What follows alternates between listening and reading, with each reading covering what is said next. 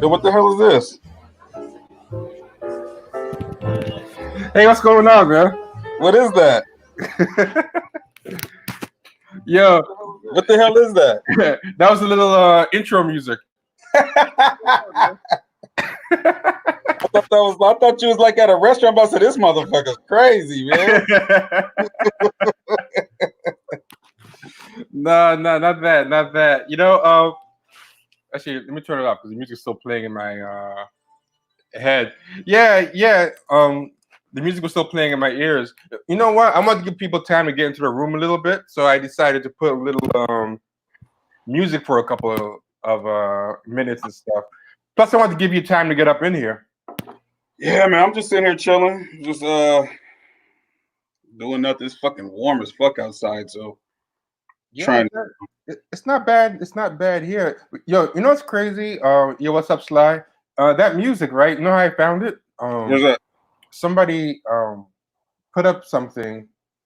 I get these emails for things to do in New York, like oh, this is happening this week, or this is happening next week, and things like that. But no one's going anywhere. But the place still has to have the weekly emails.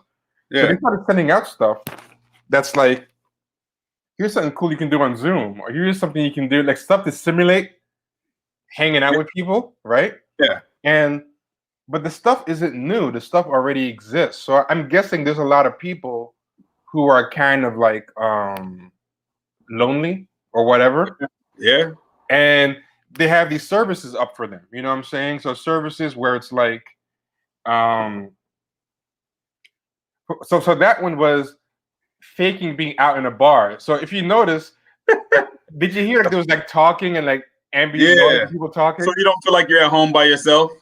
Yeah, so people are just like listening to lounge music with a fake conversation in the back, so they can feel like they're getting drinks at a bar. So people are probably watching that shit with like a martini glass, and just doing this to themselves. Man, they can't even be at home. Man, that's crazy. That you know what? If that is the case, man, people got mental problems. Yeah, but you know what? It wasn't invented for the quarantine. That was something that already existed. Yeah, no, yeah, definitely. Yeah, and then they started recommending it to people, and but there's a lot of stuff like that. Like, have you seen the stuff where you just watch a girl eat? Nah. Yeah. Hold on, let me see if I can find it. They got stuff, right? This is how lonely people. This is how lonely people are, and that's why I think quarantine isn't breaking as many brains as people expected. Because I think a lot of people, they're already kind of social distancing just normally anyway. That's just their life. Right. So it's like they're on the fucking internet all day long. I mean, shit. Yeah, so it's a minimal change to their life. Like I think even 20 years ago, people would have been going in the streets and like sniping or something. But now, yes. So they got this stuff where you just watch a girl eat, and you're just on the other side watching people eat, and I guess you feel like you're having a fake dinner with the person. That's weird. Yeah. So there was one girl who just like eats bananas, and people just That's like some weird food porn. Yeah, no, that's no to this. It's company porn. Like I want company, Yeah. Hold on, I'm gonna show you this. And of course, Asia is leading the way. Oh, I'm not shocked by that. With loneliness. But this thing, everything we make fun of Asia for, America ends up doing. They're just ahead of the curve with the loneliness, Yeah. So hold on. 今天吃面条，你们都说我最近也不拼了，连辣椒都不吃了。 So people just sit there, have a conversation and eat with this chick. And 是不是有点多了？ she'll have like gross. What the fuck is that? Octopus? Yeah. And lobster. She just, 双击能不能给我一个？ I can't read the. This has 500,000 views. Oh, I'm not. Yeah. Yeah, and that's weird, fam. That's nasty. That's weird. That's some weird ass shit. But there's a lot of this. It's actually eating this. 太单调了，老弟给我加点 And 料。 people just want fucking company, man. People are just lonely, man. They just want company and shit. But why you want to watch that though? I'm not trying to watch that shit. but you know what's crazy though, right? OnlyFans. I didn't realize OnlyFans is killing it when it comes to like subscribers and money.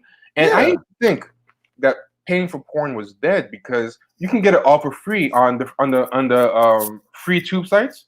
That ain't shit. That ain't. But you know why it's popping? Because watching porn on the free tube sites or whatever, that's studio porn. Whereas with OnlyFans, you can see some chick that you've been following on Instagram for the last however many years. She's been twerking. Now all of a sudden with OnlyFans, who knows what she's doing on there? But that's new. It's new, and you feel like you know that person. You're still tricking at the end of the day. Yeah, but you feel like you know the person for whatever weird reason. But there's this guy, and I actually invited him on the show. He agreed to come on.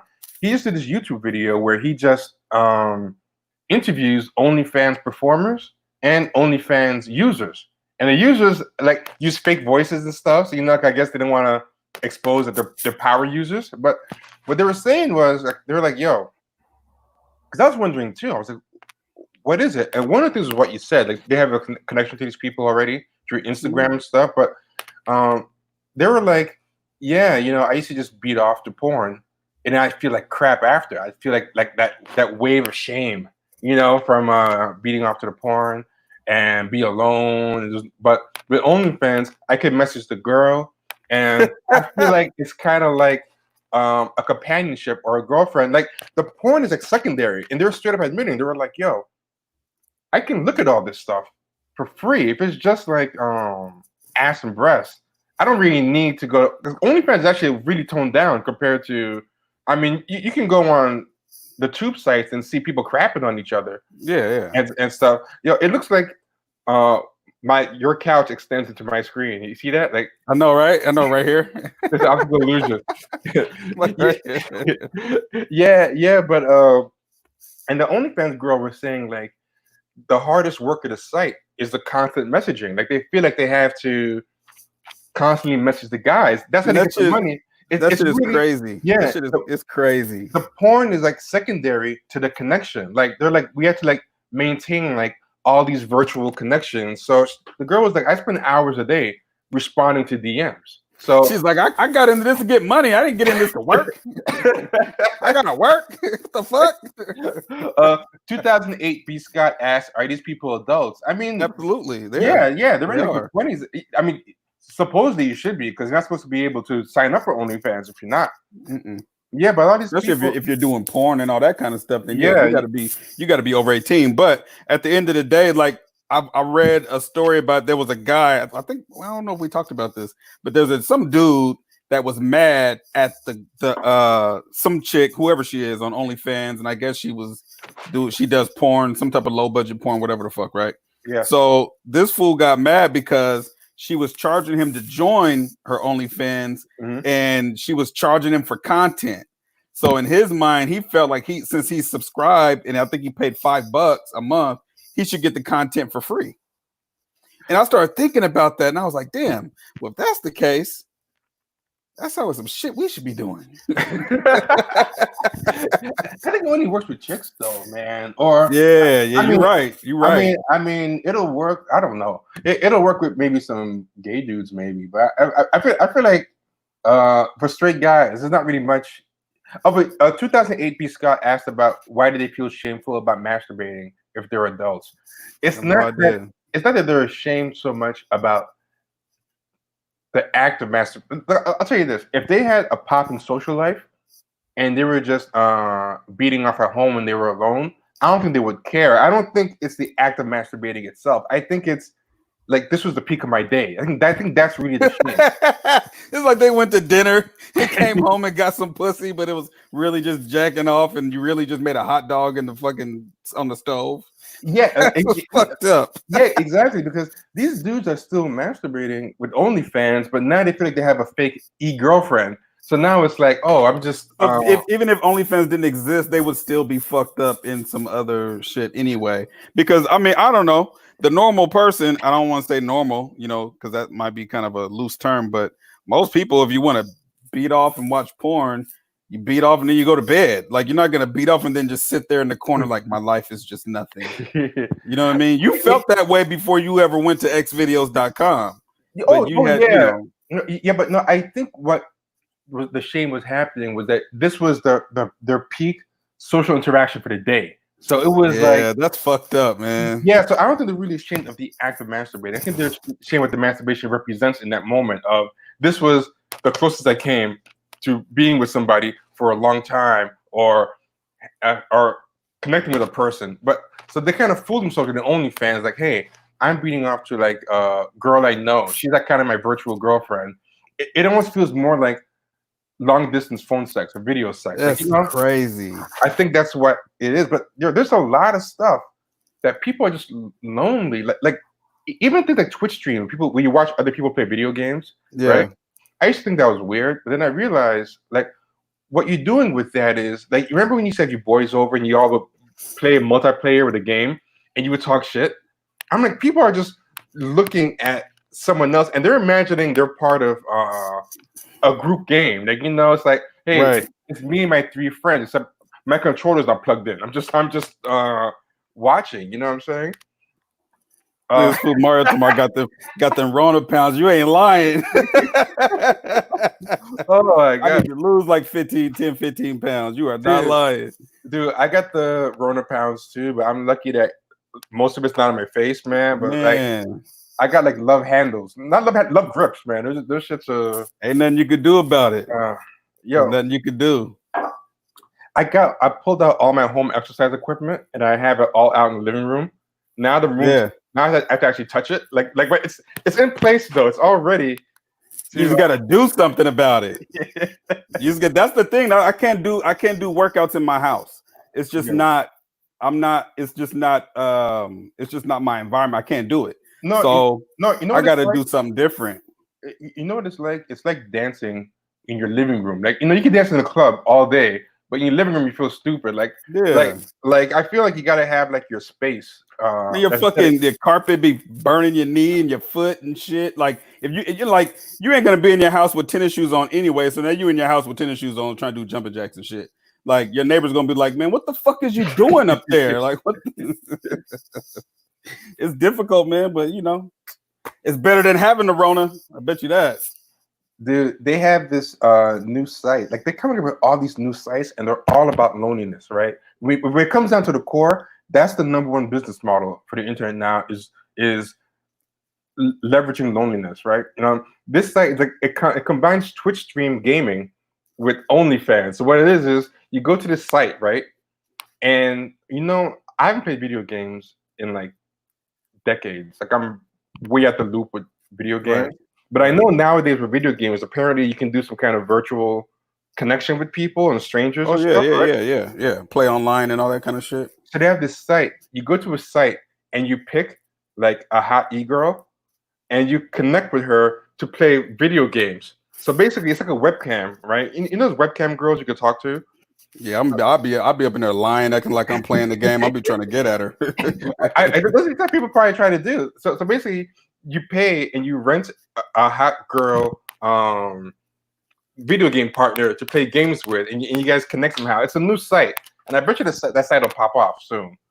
Yeah, man, but you know what? The crazy thing about it is, man, they're selling you a dream. You know what I'm saying? It's just continuous dream selling, because at the end of the day, like she already knows what. So how much is the site getting and how much is she getting? Because you ain't getting shit. So how much is she getting and how much is the site getting? So either way, you a trick. You tricking.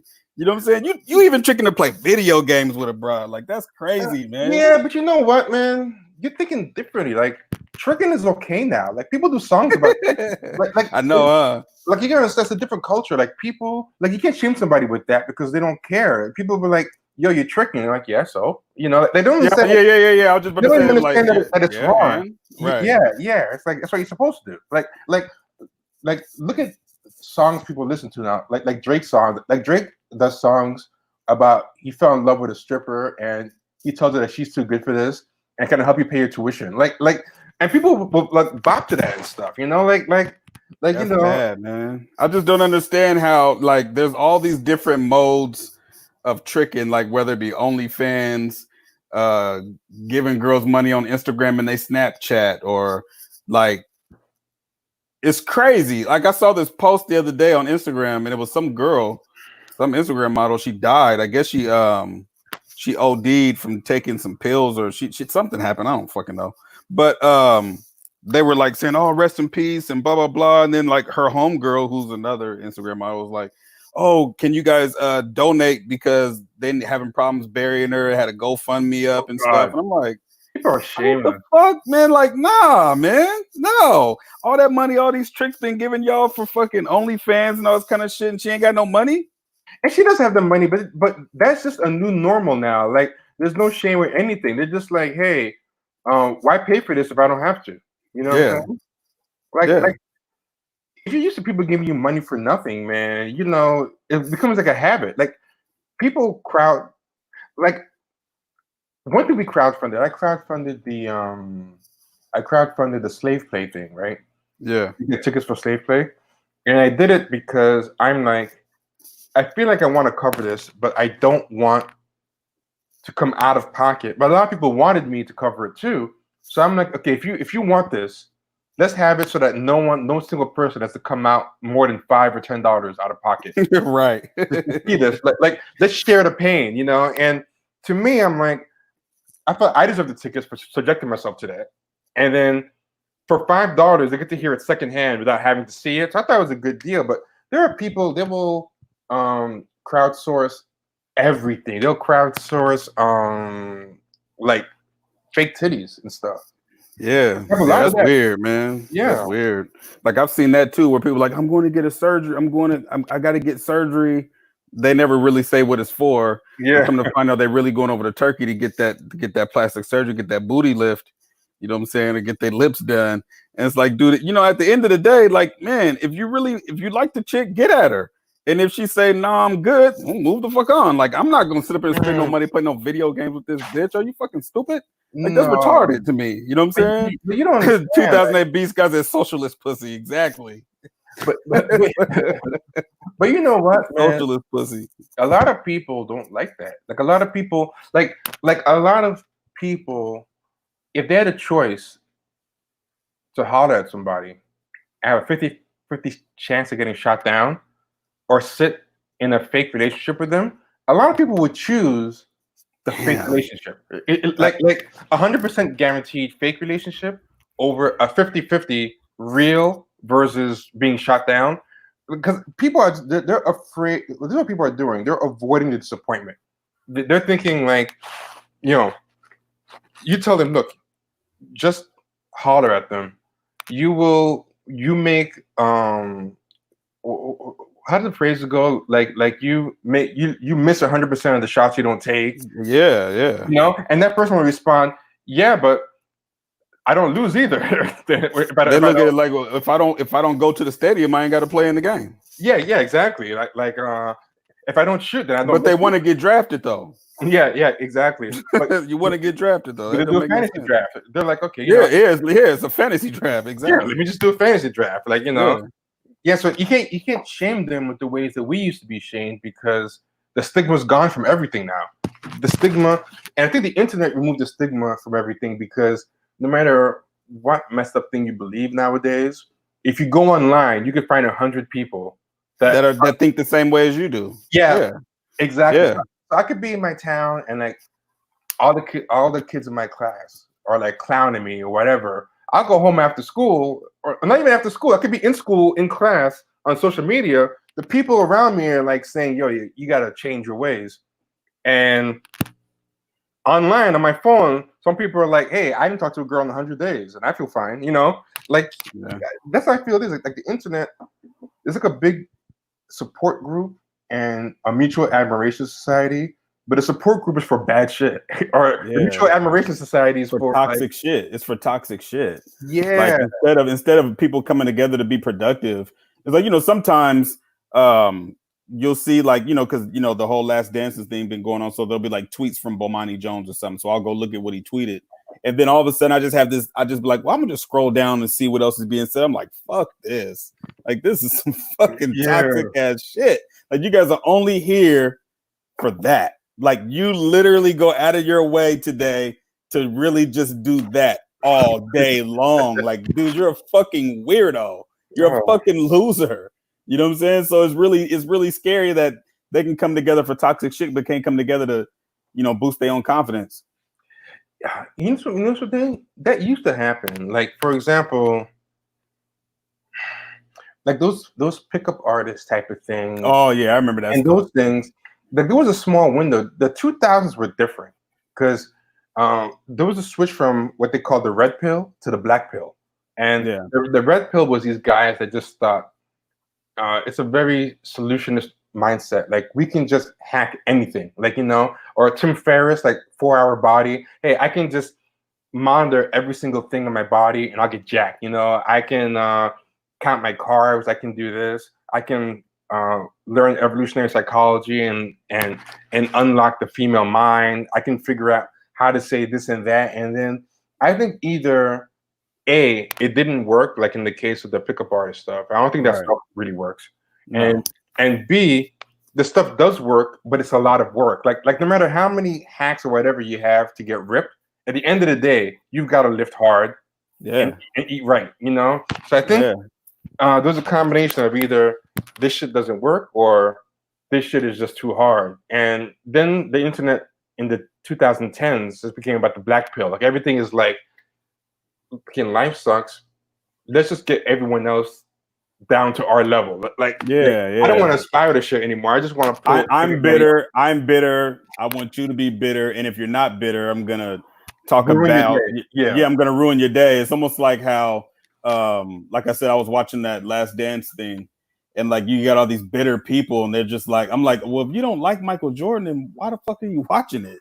Like, I'm not gonna watch something about somebody I don't like. You know Yeah. what I'm saying? I'm not gonna watch if there was a documentary about Donald Trump, I'm not watching it. You know what I'm saying? If there's a documentary about some, I don't know, whoever, I'm not watching it. I'm not interested. I don't get it. I don't get off on watching stuff I don't like and then jumping in the comment section and hating on it. And the easy dunk. Yeah. For example, I'll give an example. Like there was this series called Watchmen that came out. And, Yeah, I remember that. And I like the original Watchmen by Alan Moore. The movie? The movie I like. A lot of people don't like the movie because it's Zack Snyder, but I thought the movie was good. But the original graphic novel I really loved too. But this series was by Damon Lindelof, and this is type of Gen X hack that I just don't really like. Where it's all this, like Ryan Johnson, who did Last Jedi, J.J. Abrams, all these people who just are really too clever for their own good, but they're just hacks. Like Damon Lindelof, he was behind Watchmen, and I'm like, there's no way you're gonna convince me this guy Damon Lindelof, who did Lost, like pointless mysteries and gimmicks and stupid numbers, is gonna do justice to Watchmen. I'm not gonna watch it. But there were a bunch of people online on Twitter who just kept watching episode by episode and dunking on it. And then people were kind of badgering me like, "Yo, T, man, we want to hear your take." I guess they knew like I'm gonna probably like I'm not watching it. Yeah, but I'm like, yeah, I'm just tired, man. I just don't want. Like, I know it's probably easy to dunk and whatever. Like the last thing I did that with, right, was The Last Jedi, where I didn't like that movie, but I didn't know I was gonna hate it before I saw it.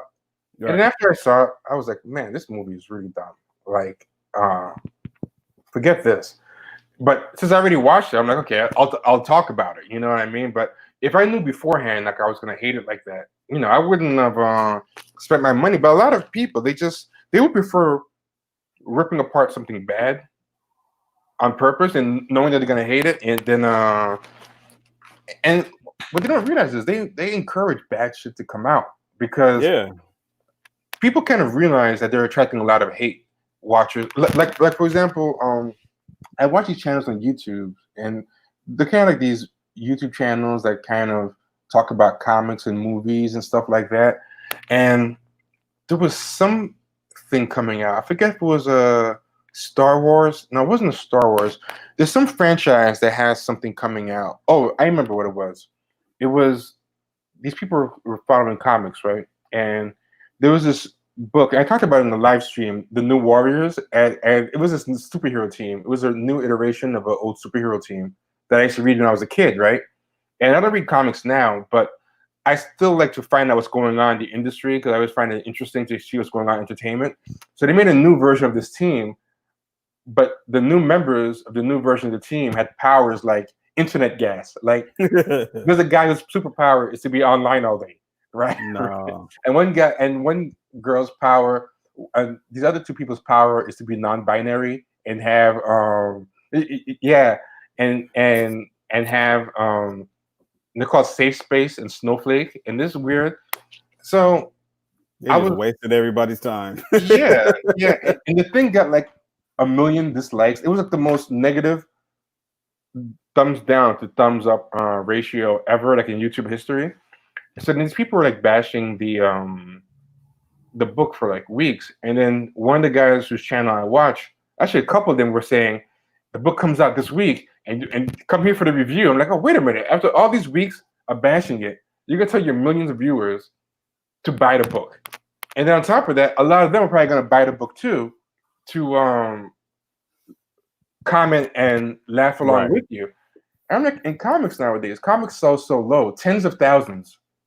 It's like a hit comic. So you can move the needle on that pretty easy off of YouTube videos. Like maybe something like TV where you need millions to make a difference. Maybe talking about it doesn't make that much of a difference. But something that takes thousands of people to make it successful from a failure, like don't talk about it. Like don't actually read the book. You know what I'm saying? Like why are you gonna read and review the book? You put money in their pocket, gave them attention, and for some shit you don't like. Yeah, that's crazy. Life's too short, man. Yeah, I mean, yeah, especially now. I mean, life's too short to be, getting caught up in shit you don't like. I mean, enjoy yourself, enjoy life and you know, like there's a lot of good stuff on, you know, like I said for the last couple of times, like the little program about Michael Jordan. It's a really good program. Other than that, I have no idea. I tried to watch Tiger King. I made it 3 episodes into that shit, and I was like, this is dumb. I just turned it off. Yo, I didn't bother with that because one of my big things now, there are 2 things that I look at skeptically. Anything on Netflix. Yeah. Because Netflix just approves anything. Like anything. Like I could take a crap in a shoebox and film it and send it to Netflix, and it will get at least a look-see. Like I feel like I want to know. I was telling somebody this. I want to know, what does Netflix turn down? Like, because those must be some of the worst shows ever. Like what did they say? You know what? We're good. We don't want because the bar is so low. But between anything on Netflix, but the second thing, anything that just is everyone on Twitter has to have an opinion on. 90% of the time, it's not that good. Like, and when the 2 are combined, when it's on Netflix and everyone on Twitter is talking about it, I'm like, I'm gonna wait till someone that I know and trust tells me to see it. So, like, if you told me, "Oh, Tiger King was dope," then I would see it. But just based on like social media buzz, I don't watch things anymore, man. That's the only place I kept seeing people talk about certain things about, and I was like, so my homegirl came by and she was like, "You haven't seen it?" I was like, "Nah." So we sitting here watching it, and I'm like, "Okay, tell me when it's gonna get good." With 3 episodes in, I'm like, "Okay." I said, if I didn't know any better, I think these are just a bunch of white people from Ohio or Oregon or anywhere. It's just a bunch of country motherfuckers. Like, ain't nothing about this interesting. You know what I'm saying?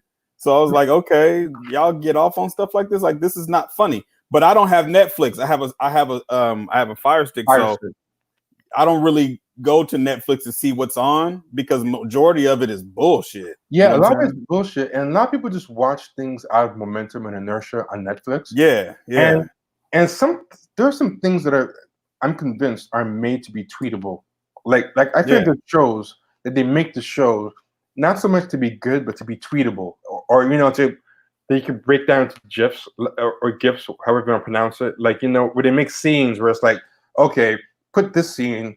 A lot of people are gonna rip this scene and put it into a Tumblr GIF or put it on a Twitter thing. Like I hate to beat a dead horse, but like the show Insecure is totally made for to be tweeted. I mean, it's not because it's a big long ass Twitter line. That's all it is. Yeah, it's just a giant Twitter timeline. And the thing that I've noticed is the shows that are the most tweetable are always the most forgettable. Like no one's gonna be like that show Watchmen. People are tweeting about it like crazy. All the critics were talking about it, and it's like forgotten. No one talks about it. It's not like something like The Wire. People talk about. Yeah, I mean, it's of substance. I mean, if it's a show of substance, you know, some of the stuff is, you know, the way these shows come around is like music. You know what I'm saying? Like a good album will come out and it'll be on Twitter for 2 days and then people move on. Yeah, you know what I'm saying? Drake will drop an album, it'll be on Twitter for 2 days and people move on. And that's how it is with these shows. And that's the difference between good writing and bad writing. I mean, it's just not good. I mean, it's good because it's hyped. Like a brand new pair of Air Jordans, but they put Air Jordans out every other weekend. Yep. So when one comes out, another one's coming in 2 weeks, and people are gonna forget about that one. But also, like, things that stand the test of time, like, for example, Good Kid, Mad City, and stuff like that. People still talk about it, but when it came out, it wasn't tweeted nonstop. You know, when it came out, really. What year was that? 2012. Yeah, it wasn't that long ago, but in internet time, that's like 5 decades ago. Yeah, that's what I was about to say. Because 2012 is like, I don't even know if I was on Twitter in 2012, honestly. Yeah, it's I don't. I still had a Facebook. Shit. B. Scott makes a good point. B. Scott said, "What if Netflix is actually turning down good shows?" Because I mean, maybe maybe you know, what show was my final straw in not listening to internet buzz anymore was the show Witcher, right? Which is another show nobody talks about. Like say what you want about Game of Thrones. Game of Thrones by the end was pretty doo-doo because the guys who ran the show, they can't write and they're not very bright. But the books that they got the show from are very smart, right? The books are very, very smart. So the guys who made the show, the first like 3 or 4 seasons, all they had to do was just transcribe the book.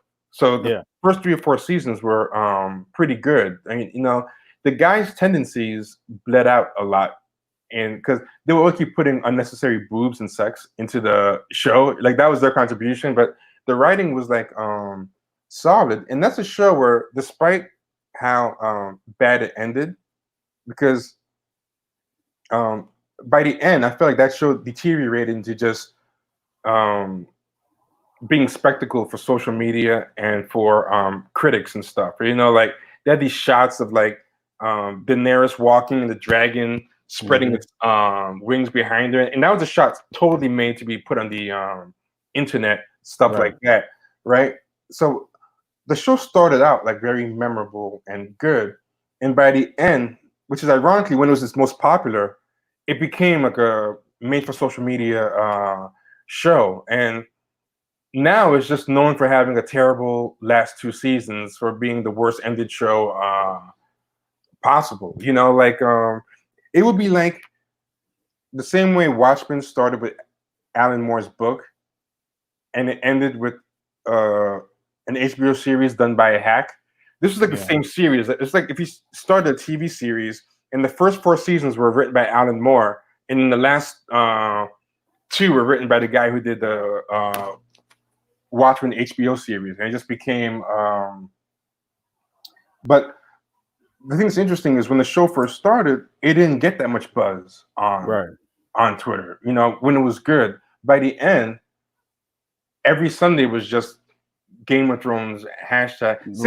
Same with The Walking Dead. The Walking Dead was a very popular on Twitter show, and that show is, I think, the dumbest show. I have a friend that he watches Walking Dead. He watched every episode. I couldn't get into it. I tried.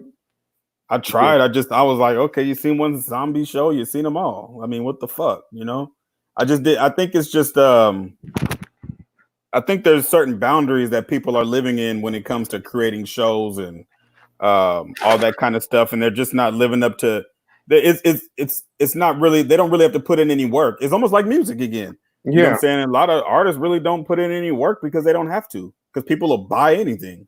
But I think that same alienation and loneliness. Like people are so lonely that they will watch a show just if it gives them an opportunity to have a conversation. Yeah, they don't have any expectations no matter what. It's just so they can have a conversation, even if it's bad. Then they'll have a conversation of how bad it is, and it's like, they just are desperate for connection. So if this is a show that's really good, but I have to sit in my own thoughts and process and think, or this is a show that's going to allow me to, even when I'm watching the show, just tweet. Like, I gotta give you an example, right? With Netflix, right? This is something I realized with Netflix. During quarantine, I said, this is a good time for me to catch up on movies I always wanted to see, because I feel like with TV, there's so much new TV coming out all the time. I'm always binging new shows all the time. And when I finish binging a new show, something on Netflix, Hulu, whatever, it's always like eating bad Chinese food, like, or bad pizza, where it's good enough to finish eating, but it was nothing memorable, right? So I said, let me take a break from TV and watch like classic or really good movies. I've been watching a lot of old movies, and when you watch like a really well thought out or good TV show or movies, like one of my favorite shows is Mad Men, right? But I also like Sopranos and The Wire. When I watch like the old stuff like that, you can't really tweet and watch it. You can't, because even when there's no sound going on, something visual is happening. There's like a look, a glance, or like a visual cue. Like that's what The Wire is famous for. The Wire is famous for that. Like, a lot of nuance. Twitter didn't exist when The Wire was on, but watching The Wire, like I was watching it today, as a matter of fact, and it's just like you have to pay attention to the nuances, and that's why we were saying the other day about Jamel Hill and what's your boy named Van Lathan. Like you can't. That little YouTube video show that they're doing where they're going to talk through The Wire as it's going on. Like you can't do that. You know what I'm saying? And I tried to listen to them, but I'm like, you don't even get it. Like there's certain things you just don't get unless you understand. Like it'd probably be a good idea if you watched it first, then did that. Don't do it while watching it. You're just going to waste everybody's time, because every episode, even the seasons that people say they don't like, there's certain things in there that's going to show you things from the past and to the foreshadowing the future episode. Yeah, Mad Men is like that too, where it's like something gets laid in the first season, then the third season, an episode will happen as a callback to it, and you can't watch it with microwave popcorn or goldfish memory. Like no, you can't do that because, like for example, with the internet is a thing that is constantly always recreating itself. Like everything is just ephemeral. Like everything is just evaporating and refreshing and stuff. And it's like it has no rooting in history. They're making shows like this. So like you watch the show and it's just the same thing all the time. So it's like so you can tweet through Insecure. It doesn't mean anything. Like, because next week it'll be the same Team Lawrence versus Team Issa. Girls rule, boys drool. No, boys rule, girls drool. Like kids in the schoolyard, boys teasing girls, girls teasing boys. That's the level of their mental capacity. Yeah. That's where they're stuck at. They're stuck there. They're stuck there. Instead of being called insecure, it should be called immature because that thing is like what they're talking about is stuff he should be past. Like, okay, look at something like Boys in the Hood. Dude was so young when he made that movie. And that movie has like some gems. That's one of the movies I rewatched in quarantine.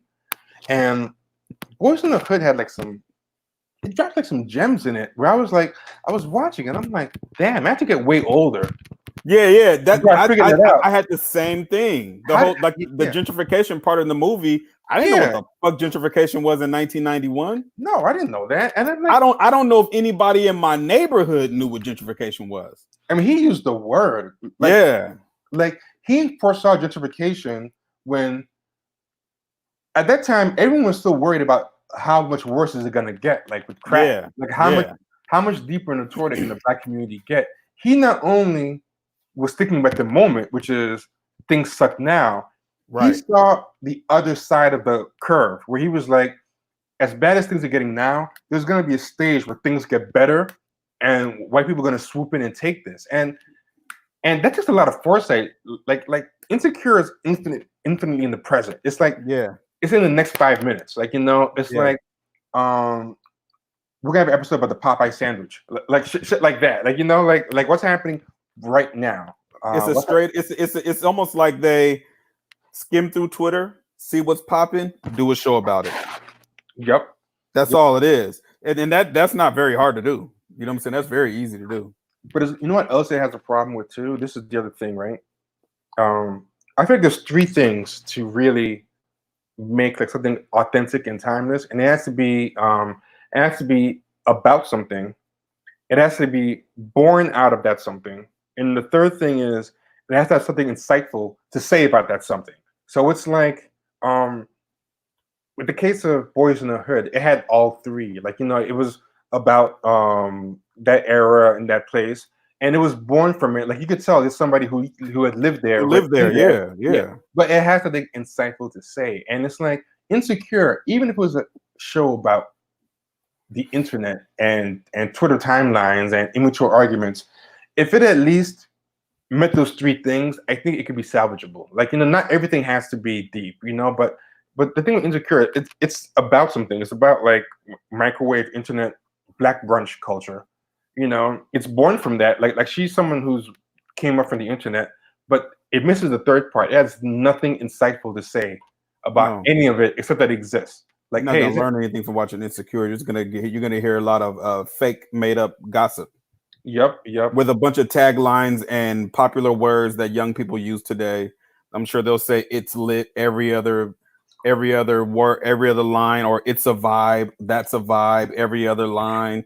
Like, dude, it's almost like, I hate to say it like this, you have to be pretty stupid to even be entertained by stuff like that, unless you come from that mindset of a bunch of black people who aren't from the black community. They live outside the black community, but they're trying to be whatever they perceive to be black, living in these weird neighborhood community, just weird things. So like you saying with Boys in the Hood, you know what I'm saying? I've seen somebody said that Phil Opian said gentrification been going on since the 60s. Yeah, but nobody was talking about it. You know what I'm saying? Nobody was making movies about it. You know what I'm saying? Because gentrification goes in waves and it changes. So you can be going through gentrification and still not have to leave your neighborhood. You know what I'm saying? There's so many different ways that they can gentrify you out of wealth. They can gentrify you out of employment. You know. I also think a lot of people were talking about it were probably like maybe like high level academics or professionals or real estate experts, but in a hood movie, like you know what I'm saying, like because that was a movie that high schoolers enjoyed, and that's what I think is really good. Like you made a movie that's enjoyable to high school. Like a lot of people called Boys in the Hood After School Special, and you and I had an argument about it where I said, I think to a degree it is like one, but a good one. Like it doesn't have to be a bad thing. But what I mean by that is I feel like young kids can watch that and get something out of it, but it's not, that doesn't make it dumbed down or right. You know what I mean? You know how because that was the Eazy-E comment, you know what I'm saying? Yeah. And it was Eazy-E said it as an insult and stuff. Exactly. That was my whole thing. Because Eazy was trying to hate on it, you know what I'm saying? Because at that time him and Cube had beef and all that kind of stuff. And you're the one that pointed out the dope fiend had the "We Want Easy" t-shirt on. So he's probably just mad about that because they clowned him in the movie that you were subliminal. Right, exactly. But for him to say it was like an after-school special, that's almost like saying that nothing in there matters. But you know that's ironic. I mean, I don't know if it's a true story or not. Maybe they made it up for the movie. But Ice Cube claimed that when he ran into Eazy-E years later in the club, and they put that scene in the movie Straight Outta Compton.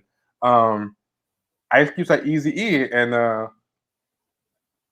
Eazy-E was like, "Yo, that was a dope movie, right?" And then Ice Cube was like, "Yeah, you said it was an after school special." And he was like, "Yeah, well, I like after school specials." so oh my god, yeah. So I think deep down, even he had to like admit, according to Cube, even Eazy admitted later on that he did like the movie. He just wanted because remember we were talking is like it's either that, because you can't include colors because that was just weird. So it's either that or it's going to be Menace to Society, and which one is more realistic? You know what I mean? So it's like, is it an after school special? Yeah, I guess. But at the end of the day, like you're going to get something out of that. Like the idea. So look, check this out. So the idea of Trey living with his mom, and they never made Trey's mom, Angela Bassett, look bad, even though she gave her son up to his dad so she can go to school. They didn't make her look bad. It's just a decision that they came to make together. To where it's very nuanced. Yes, but in another movie, if that was like a Tyler Perry movie, they would have definitely made her look bad.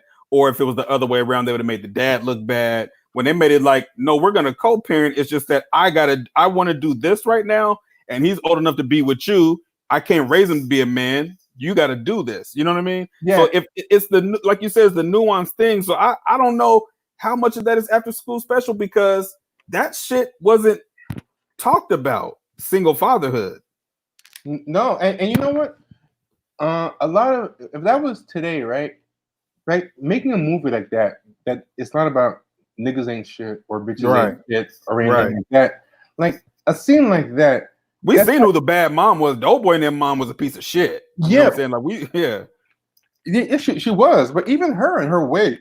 I remember her as a total piece of shit. But when I watched it this time, I was like, I felt like she wanted to love Doughboy, but she just didn't know how to. Because there were times where she lost herself and forgot, and she hugged Doughboy when Ricky died.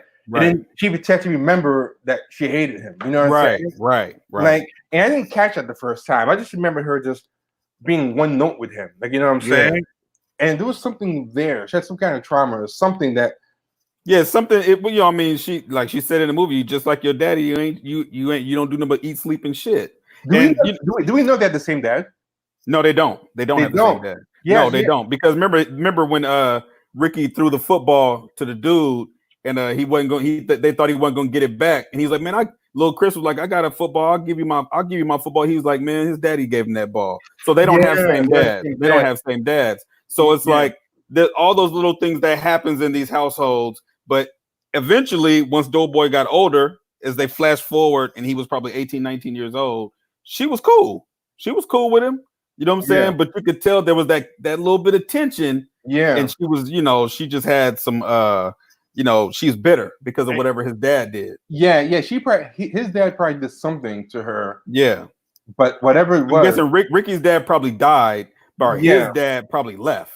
Yeah, exactly. Something different happened with their dads, and but it was like there was a lot of nuance like that, but none of that would make for a good Twitter fight because it's not easy to say oh, Angela Bassett's white bitches ain't shit, or Furious Styles, back then, gonna, like, it wasn't really like that. The only thing that maybe would have happened was maybe some black men would have been all over, like you said, Doughboy's mom, but she wasn't like a central part of the movie. No, she wasn't. Her scenes were like pretty memorable. Like everyone remembers when she blames Doughboy. It's a pretty traumatic scene, but there's so much balance with good women in the movie.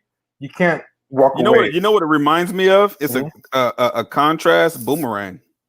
You know what I mean? Everybody in Boomerang's black. Everybody in Boys in the Hood is black. Not everybody in Boomerang is perfect. Not everybody in Boys in the Hood is perfect. But you can't look at any individual in any movie and be like, man, I hate that person. Yeah. Like, you're not going to say that about Eartha Kitt. You're not going to say that about, what's her name, Robin Givens. You're not going to say that about Doughboy's mom. You're not going to say that even about the crackhead that keep letting the baby run in the street. Yeah. Because you see that, what is the underlying reason why all of this is going on? There's a lot going on in this community.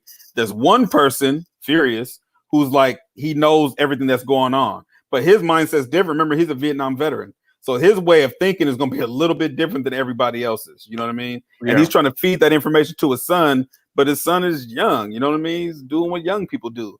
And look at Boomerang. Now you got Marcus, he's a dirtbag. You know what I mean? But he's a likable dirtbag. Yeah. You know what I mean? He's a likable dirtbag. You know, you feel bad for Gerard, but you know what I mean? Like, and Martin Lawrence was good in those. Yeah. Hold on, I'm gonna put up a scene from Boys in the Hood, but I'm worried. Are we gonna get hit with a copyright strike? I don't know, because this is off of YouTube. So if it exists on YouTube, let's see. I want to take a risk because this scene, but this is the exact scene, and this is I gotta admit, East Coast movies were not good at this. Like at the time, I was very big into regionalism and stuff, but I have to admit, same with the music too. Like Ice Cube's first two albums have a lot of wisdom that I could listen to as a grown man, whereas like a lot of 5%er stuff that I thought was deep at the time, it sounds really cool, but as a grown man, you can't really do much about it. Arm, leg, arm, head, and that's a divine type. Like I can't really get anything out of that as an adult. You know what I'm saying? Whereas your boss ain't trying to hear that shit at work. Yeah, but not just that. Like it's cool lingo and code as a kid, but it doesn't give me anything useful. But when you listen to Ice Cube talk about like you can't go back to the hood after you sell out, and here's what they think about you and stuff, I'm like, damn. As I got older, that actually resonates more. Like, I have to age to catch up to what he was saying. You know what I'm saying? But hold on, let me just put this scene. Maybe if I keep it in minimize and not take up the whole screen, maybe it won't cancel. Let's see. But this was a scene where I was like, wow, this is heavy. So tell me, you a leader or a follower? I'm a leader. Okay then, what's the 3 rules? Break it down for me. And hey, think before you answer. I got it. Always look a person in the eye. Do that to respect you better. 2 was to never be afraid to ask you for anything. Stealing isn't necessary. And last one I think was to never respect anybody who doesn't respect you back. Is that right? Yeah, you got it. I was like, wow, that's 3 rules you can live by today, man. Today, yeah. And you know, those 3 rules is something that a lot of people they lose. I mean, a lot of people will put their self-respect to the side for something, whether it be money, a job, friendship, a girlfriend, boyfriend. They'll put their self-respect to the side and let their significant other, anybody else, disrespect the shit out of them just so they can say that they have this person or they have these connections, or you know what I mean? I see that a lot. I started seeing that in college, you know what I mean? Where people I would see people like, damn, you're gonna let them treat you like that just so you could part of it, be a little group or whatever. Like, you're worth more than that. And for people who couldn't make it out or couldn't hear, because I don't know how loud it comes out on the other side, but the 3 rules were Always look a person in the eye. Do that, they respect you better. Never be afraid to ask his father for anything, but that goes for anybody. You should never be afraid to ask anybody for anything. Stealing isn't necessary. And Neely Fuller has a rule that's like that. Like, never be afraid to ask for what you want. And then the last one was never respect anybody who doesn't respect you back. Right. And I was like, yeah, that's and I watched New Jack City recently. And New Jack City is a fun movie, but there's no real lessons like that. You know what I'm saying? No. Yeah. It's either in New Jack City is either white or black. There's no gray area in that movie. I mean, it's like I was telling you guys about that incident I had over the weekend. You know what I mean? I perceived that as disrespect when I got into with that dude at the Home Depot because the way I always listen to people's tone, and his tone sounded disrespectful. Now, as far as I know, you know what I'm saying? It could have been that he had a hard day's work, and I probably was just tripping. Yeah. But the way his voice sounded, I wanted to kill that motherfucker. You know what I'm saying? I was like, man, I'm gonna fucking break this dude's head open. You know what I mean? Yeah. So it's like that respect is everything. I tell my daughter that, man, respect is everything. I don't give a fuck if it's your teachers. Yeah. You know what I'm saying? Respect is everything. Just because they're your teacher don't mean they know everything. And it doesn't mean that they're allowed to overlord over you and disrespect you just because they might know something you don't know. You know what I'm saying? So yeah, it's very important. It'll get you a lot further in life too. Yeah, it will. It will. Did a white dude wrote New Jack City? I didn't know that. Phil Opie instead of white dude wrote New Jack City. I mean, it makes sense because who would write a line like "We used New Jack cops for a New Jack"? No, but you know what though? You know what? Marvin Peebles is corny. He probably ad-libbed that shit. That is true. That is true. Corny. That movie Rapping was. Yeah, exactly. Oh my god. Exactly. He probably ad-libbed that shit.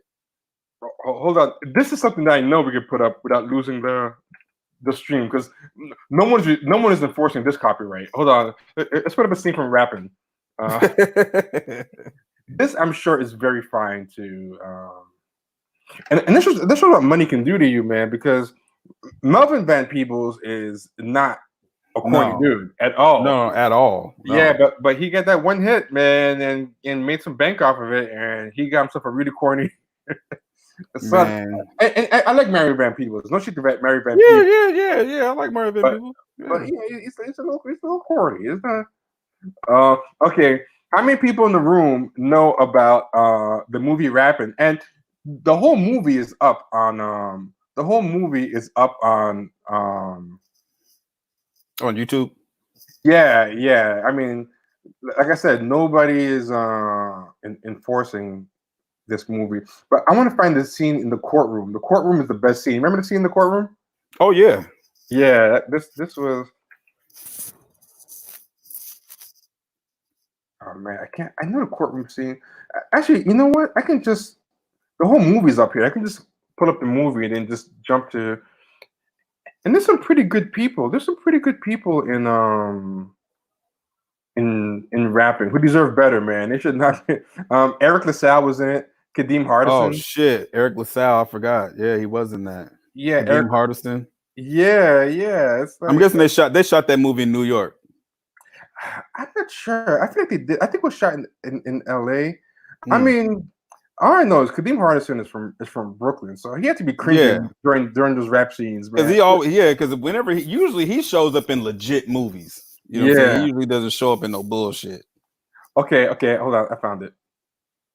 Okay, here we go. So people who don't know about rapping, you're in for a treat. This was what they tried to pass off. They're trying to cash in on the rap craze in the 80s. And what year is that? What year is that? Good question. I don't know. Let me tell you right now. 85. Okay. But even then, there were some legit rap movies out, so there was still no excuse for this. By 85, I'm pretty sure, wasn't Crush Groove out by then, or Beat Street? Tougher Than Leather. Yeah, there was no excuse. Like, this movie's inexcusable even for the period. But hold on, here we go.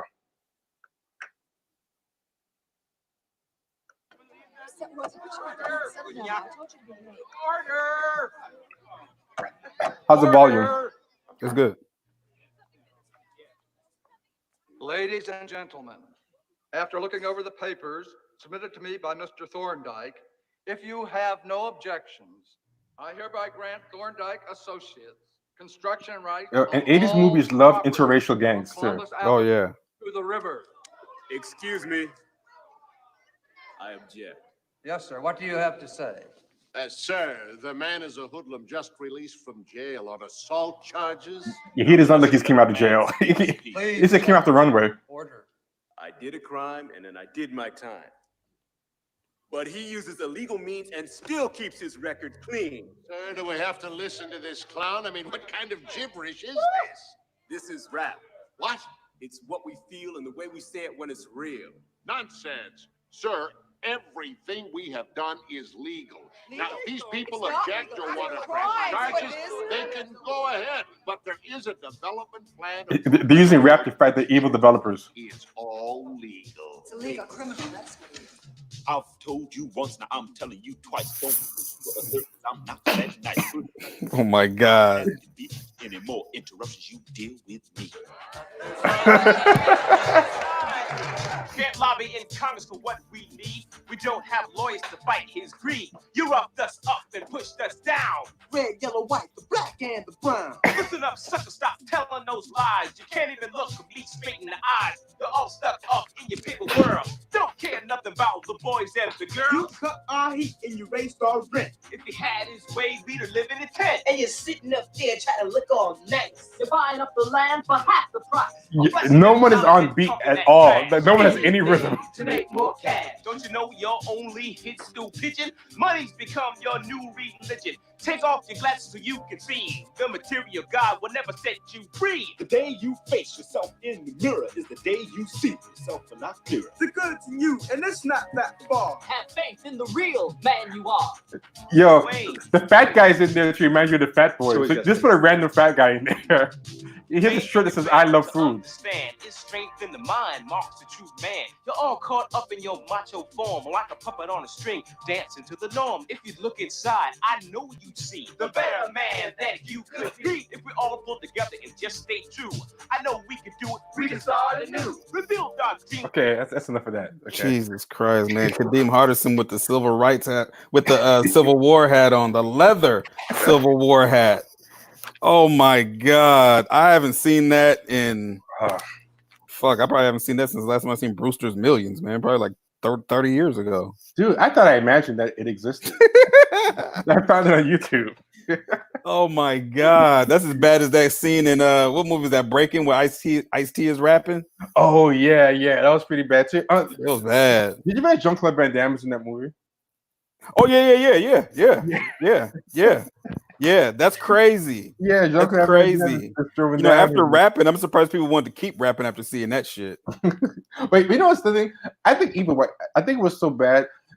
Like back then, we didn't have the cool white people we have now. Like white people now, they can tell a black nerd. Like back in the days, in the 80s, like they would fall for anything if you said it was real. Oh yeah. I think rapping. I think even white people knew that was bad. I think white people were like, I don't know about this. That was bad, man. That was horrible. And you know what, Martha, this is some bullshit. Again, Mario. I like Mario Van Peebles. You know what I'm saying? I think Mario Van Peebles has been a part of some really good movies. He was a part of what was it? Not Young Guns. What's the one? Posse. You know what I'm saying? Posse was a dope ass movie. Yeah, I like Posse. Yeah. You know what I'm saying? But that there was a bad look. Yeah, that was a bad look. Yo, why was the fat guy so offbeat? Like that guy was not. And you said it though, 1985, the Fat Boys. So you got to have a fat dude rapping. You know what I'm saying? You cannot not have a fat dude. You know what's weird with history is things that don't stand the test of time. Because if you look at any hip hop documentary done nowadays, you would not know the Fat Boys were as big as they were. Yeah, man. At the time, the Fat Boys were hip hop royalty. I don't know why. They were huge. Yeah, no pun intended. Yeah. I don't know why they're so forgotten. I mean, their music wasn't incredible, but it was dope. People liked it. You know what I'm saying? You know, the Fat Boys, Biz Markie. Yeah, Biz Markie is another one. He's not, Biz Markie was huge, man. That dude was big time. You would not know it today. If you watch those Netflix hip hop documentaries and stuff They don't even talk about them. They don't talk about them. Or if they do, it's going to be like a quick little, let's hurry up and get to Rakim. That's what their whole thing is. Let's hurry up and get to Rakim, hurry up and get to Big Daddy Kane, then get to Nas. Yeah. You know what I mean? You're going to skip over a whole. Like they don't even, if there's even women rappers, I was looking at this thing and I was like, yeah, man, Moni Love was dope. Oh, Moni Love was dope. She was dope. Like in the Native Tongues crew, like people talk about Tribe or De La Soul, but that was like a whole like movement. People it was a whole collective, yeah. Yeah, that's what I liked about that Wu-Tang series. It's not a good series overall, but I like that they go deep and bring up people that people forgot. So in the Wu-Tang series on Hulu, which again is not great, because they take too many weird liberties, but they had that episode with Just Ice. And Just Ice was a dude that he was hardcore. He was hardcore. He was like one of those first real gangster rappers. Was a real gangster, like that dude used to hear stories real about hardcore. Him. Yeah. And that episode with Just Ice, and he talked about RZA almost gets the ass beat by Just Ice. And I'm like, they didn't have to put Just Ice in there. They could have left him out of the movie because no white people are gonna know who Just Ice is. But they have no idea who Just Ice is. No idea. And I think that's what happens when, and that's why hip hop has got to switch up with. It needs to be cut into genres. Like you can't just put everybody in this one umbrella because you end up forgetting about people. Like you can't forget about Just Ice. If you forget about Just Ice, how would you gonna forget about Tim Dog? Yeah, you know what I mean? Like Tim Dog will be remembered mainly because of the chronic disses against him. Yeah, fuck Compton. Yeah. But I mean, you know what I'm saying? Like all of that stuff had its place. Like you can look on like on YouTube, you can find those old YoMTV Raps performances. And like what was crazy is that the best ones were over in the UK. Yeah. Those were the best ones. The UK is better for preserving rap history, sadly. Europe in general, like New York, where it was born, like we suck at it. If you go to a hip hop club, it's not gonna play none of that stuff, man. It's like man, Philopian said, but who was Ice on Info said Just Ice, welfare recipients. That was a good song, man. That was welfare. Yeah, they say that Tim Dog did fake his own death. That's what the rumor was. Yeah, I heard that. Tim Dog was scamming women too before he died. Yeah, he's the one that found Iggy Azalea. Was it? Yeah. She was living at his house. But apparently he was scamming a lot of like these older women. Yeah. And then he just like all of a sudden just died. Yeah, he was doing some gigolo shit. Right. Oh man. Other movie I saw, and this is a perfect example, right? This is a movie that was about a younger age than Insecure, but was more mature. And I'm sure this guy wrote it when he was young too. But House Party. I want to find out how old Reginald Hudlin was when he did House Party. He was like 26. He was young.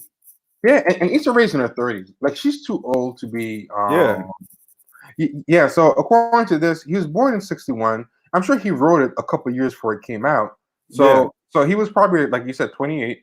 Yeah, I've seen an interview with him, and he said he had wrote that years before, but he didn't have anybody. Nobody took it serious. And he had Jazzy Jeff and Will Smith in his mind to play that role, and they turned it down. And then he got Kid and Play. Yeah. I remember hearing about that and stuff. But you know what I really liked about that movie, right? And this is what Insecure wouldn't do. Like whenever Insecure has somebody that's hood, they treat them in a bougie way. Like they make them into like a total joke. Like if somebody like there's this girl who's she's kind of ghetto and she works as a bank teller, but she's a hardworking girl. She holds down a job. She cares about people, but they make her seem really like they're laughing at her, like the ghetto girl, and the guy who's hooking up with her, Lawrence, isn't taking her seriously. He's just using her as some easy ass, or and they kind of look down on her. Or there's I think he's a blood. There's a blood that lives in Issa's building, and he's just there for comic relief and whatever. And when Issa Rae raps, she does these raps that are just she does fake ghetto voices in the mirror, or she does these raps that are like a caricature of like what white people think rap is, where it's always about ratchet stuff, about eat my pussy and all this stuff. Like, you know, she'll never do like a Most Def's type of conscious rap or anything. Right. Like, that's just what rap is to her. It's just there's somebody like some frat boys. The only like rap that is like Kanye or is like mumble rap. Like something where it's either about wearing sneakers or it's about, you know, like she views rap the same way. But if you look at House Party, Sheree, she lives in the projects. Yeah. But they never clown her. They treat her with so much respect. All the dudes want to get with her. They all want to get with her. But they scared to go to the projects to go talk to her. Yeah. And you know, they kind of make her seem like she might be a tease and stuff. Right. But when you watch it again, I watched it again older during the quarantine, I realized like she kind of realizes how people think about her because she lives in the projects. So she kind of has like a complex. Yeah, she kind of has a complex. Yeah, but she also doesn't want to just live up to the stereotype and just let dudes like hit it and quit it and stuff. You know, so she makes dudes like work. Like when I watched it again, I kind of saw, and I also kind of realized like when I was younger and I saw the movie, I thought she was cock blocking her friend Sydney and stuff, and teasing. But then I realized she was forcing Sydney to stop being bougie and acting too good and shy. She was like, you know, she's trying to bring her out, you know, and that's the thing. Not only that, but if someone it's like Issa Rae got a hold of, you know, House Party and did a remake, the first thing they're gonna start doing is playing colorism. Yeah, you know what I'm saying. A lot of that, you know, with Kid, with Sydney, it's gonna all about colorism. Like they're not gonna let it just progress. All the subtext would become text. And yes, you know, like it wouldn't be able to be read into and all that stuff. No, they're going to take 20 minutes of the movie to talk about this. Yeah, and not only that, but they'll talk about it in the most childish, simplistic SJW Tumblr way possible.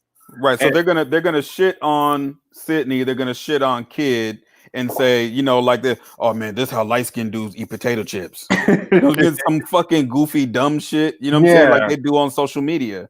You know what I'm saying? So, and then what'll happen is, and this is why House Party is such a classic movie, because it's not even really about them. It's about the house party. Yeah, it's about the house party. And like what was cool about it, right?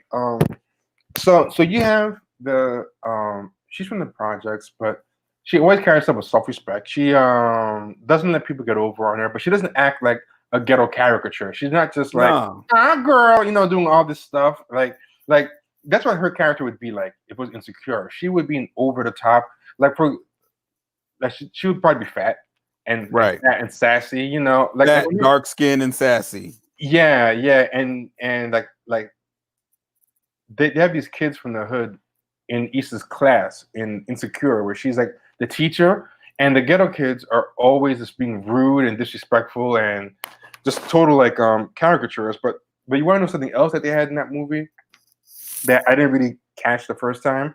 When Kid interrupts the bougie older people's party. Those are Greeks. Oh yeah, they're Greeks. They're kind of boule-ish, they're kind of fraternity-ish. And I didn't catch the first time that Sydney's parents were at that party. Yes. When Sydney's parents come home, yes, they were the ones at the party, right? Yes. But what was really good about them, right? They were really bougie. And they were like the stuffed shirts and stuff. And in something like a Issa Rae thing or one of these modern Blavity Black, New Black type of things, they would have just been one note upper crust, like snobs with a nose in the air. But when the cops came to the party, they was talking shit to the cops. They were talking shit to the cops, and they stuck up for the boys. Yeah. They were like, you know, these boys, they're young, sure to get in trouble or whatever, but boys will be boys. You're not going to arrest them. And they took the cop side, you know what I mean? Like, even though these kids were... Because back then, I mean, fuck, they crashed their shit. They're fighting. You got George Clinton hitting him in the head with a record. Like, yeah, and dressed in that hip hop way. And boomers really didn't understand hip hop. Like back then, in the 80s, that shit was like alien to them. Like a haircut, like kids, you know, and the baggy pants. They weren't. And that was before they even heard the music. They just didn't like the way you dress. They didn't like the way you talk. Fuck the music. That's later. You know what I'm saying? But you notice in that scene when they're fighting or when he's chasing after him and the parents, you know, they get into it with the cops. Now, I was wondering if anybody else caught on to that. They were at some type of boule type of organization, and the first thing I thought about it was I said, "Shit, that's what the fuck they're supposed to be doing." Yeah, you know what I mean. But remember, this is 1990. You know, Yeah. so that's what they're supposed to be doing. I didn't get those nuances at the Yeah, time. I didn't get it then. This Yeah. was years later when I watched it. Yeah. Yeah, I watched it during the quarantine, and then I realized like there's like some levels to this, but Yeah. nobody is a caricature. Like, you know, like they're still black, there's still there's like a code. Like Robin Harris, he was a loud guy, he was like a street comedian, but he had like a heart, he cared about kids. He Yeah.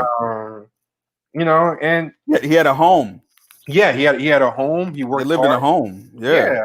Yeah. Robin Harris' character was great. He wasn't just there to just be laughed at. Like Right. Oh, look how ghetto this guy is. Look how hood this guy is. Like now, everybody had their own lane. Because even Play, his parents, they didn't know what the fuck he was doing. You know Yeah. what I'm saying? And he was able to get away with a lot of shit. And it seemed like even the other parents knew that his house, they kind of loose. You know what I mean? They kind of let him get away with stuff. Nobody was 100% good. No one was 100% bad. The same Right. way you said with like nowadays, it would either be a hood movie where everybody who's middle class and up is like a bougie snob, or it would be a bougie movie where everybody hood is like just there to be laughed at. They're horrible. Yeah. The same way a white person will clown them. Like, that's my imagination, but those movies were a lot better, man. Those old movies were a lot better. It's undeniable. It's undeniable. It's undeniable.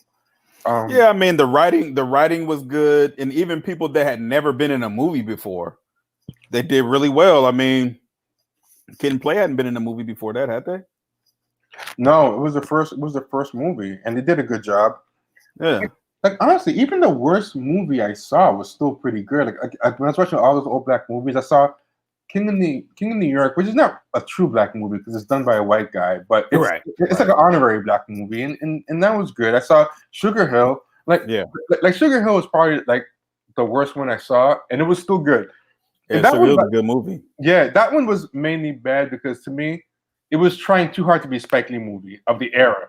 Like, it was good, but the lack of originality made it lose a couple of points because it had that really bad. And we talked about this. The jazz music. Yeah, it has Spike Lee's guy, Terrence Blanchard, had the cheesiest jazz possible. And what kind of jazz did you call it? You called it dinner jazz. Dinner jazz, yeah. Dinner jazz, yeah. Terrence Blanchard and Branford Marsalis are two guys who do the most. Oh man, Cheesy Bradford Marsalis, jazz. and I think Bradford Marsalis' brother. What's his brother's name? He has a brother, Wynton Marsalis. Wynton Marsalis. Now Wynton is the one that used to be in the Spike Lee movies. Yeah, that's one. I said Branford, but Branford was the one who did Tonight Show. Yeah, Branford is the one that hates hip hop. He does not like hip hop at all. Yeah, and actually, you know what? Branford isn't even that bad compared to Wynton. Not. Yeah, I think Wynton is the one who you know what I call it too. I call it Cosby jazz. It's very Cosby. Yes. Yeah. Yes. Very. Yes. Yeah. That's exactly what it is. Yeah. Dinner jazz. Yes. Cosby jazz. Yes. Yeah. And you know what's funny is that because Bill Cosby knows a lot about jazz music. That's not even the jazz music he listens to. He don't listen to that kind of stuff. He listens to like Monk and shit like that. But for the Cosby Show, I think to make it appeal to white people, because that's the kind of jazz a lot of white people kind of like. That's yes. So on the Cosby Show, on the Cosby Show, he might have that, but yeah, I mean, he likes like the real stuff himself. It's stuff because 1960s like Uptown Saturday Night Bill Cosby is very different than 80s and 90s Bill Cosby. He was into like jazz, funk, all that stuff. Yeah. I Sound Info said they called it straight ahead jazz. Is that what it's called? I don't know. I just know it sounds terrible. It sounds really easy. It sounds like it's when I hear it, I think of a rayon shirt and a flat top and a Spike Lee movie. Like it's just let's see if I can find a scene like mainstream jazz. Like I remember watching Miles Davis was doing an interview and he was talking about how he had to change, like him and a lot of brothers had to change the way that their styles because white dudes were easy to copy them. So they had to change, and they were in the. I think it was what's his name, Mike. Used to be on CBS. Used to do the interviews on 60 Minutes and shit. Oh, Mike Wallace, yeah. Mike Wallace. I think it was Mike Wallace that was like, so is it something in the that comes back from slavery or? And he was like, nah. He was like, he said, I don't know what it is, but they're always a step behind. Talking about white artists, you know what I mean? He talked about Kenny G and all these. Like, if you play Kenny G at my dad's house, you get cussed the fuck out. Yeah, it's Spiral Gyra. Yeah, like Spiral Gyro. Yeah, exactly. Yeah, Spike Lee jazz is a notch above Kenny G, Foreplay, and Spiral Gyra. Foreplay. Spiral Gyra. Yeah. Stuff like that. Yeah. Hold on. I want to see if we can find a scene with for Sugar Hill with some music, so people can hear what we're talking about. Because it sounded like More Better Blues. More Better Blues had a lot of that jazz in it. Yeah. And they were really heavy-handed with the jazz in Sugar Hill. Like everything has got there's a trumpet in every scene. Yes, but it doesn't even fit the scene. Like, it's supposed to be a street movie, and it sounds like it sounds like it would be in a Brooklyn cafe called Sisters. It's something like that. Like, you know what I mean? Like Sunday brunch gospel jazz. Gospel jazz. Exactly. Hold on, I'm gonna find the scene. Oh, someone said Take 6. Yeah, Take 6. Yeah, Take 6. Yeah. That exact type. Hold on. I think I found it. Hold on.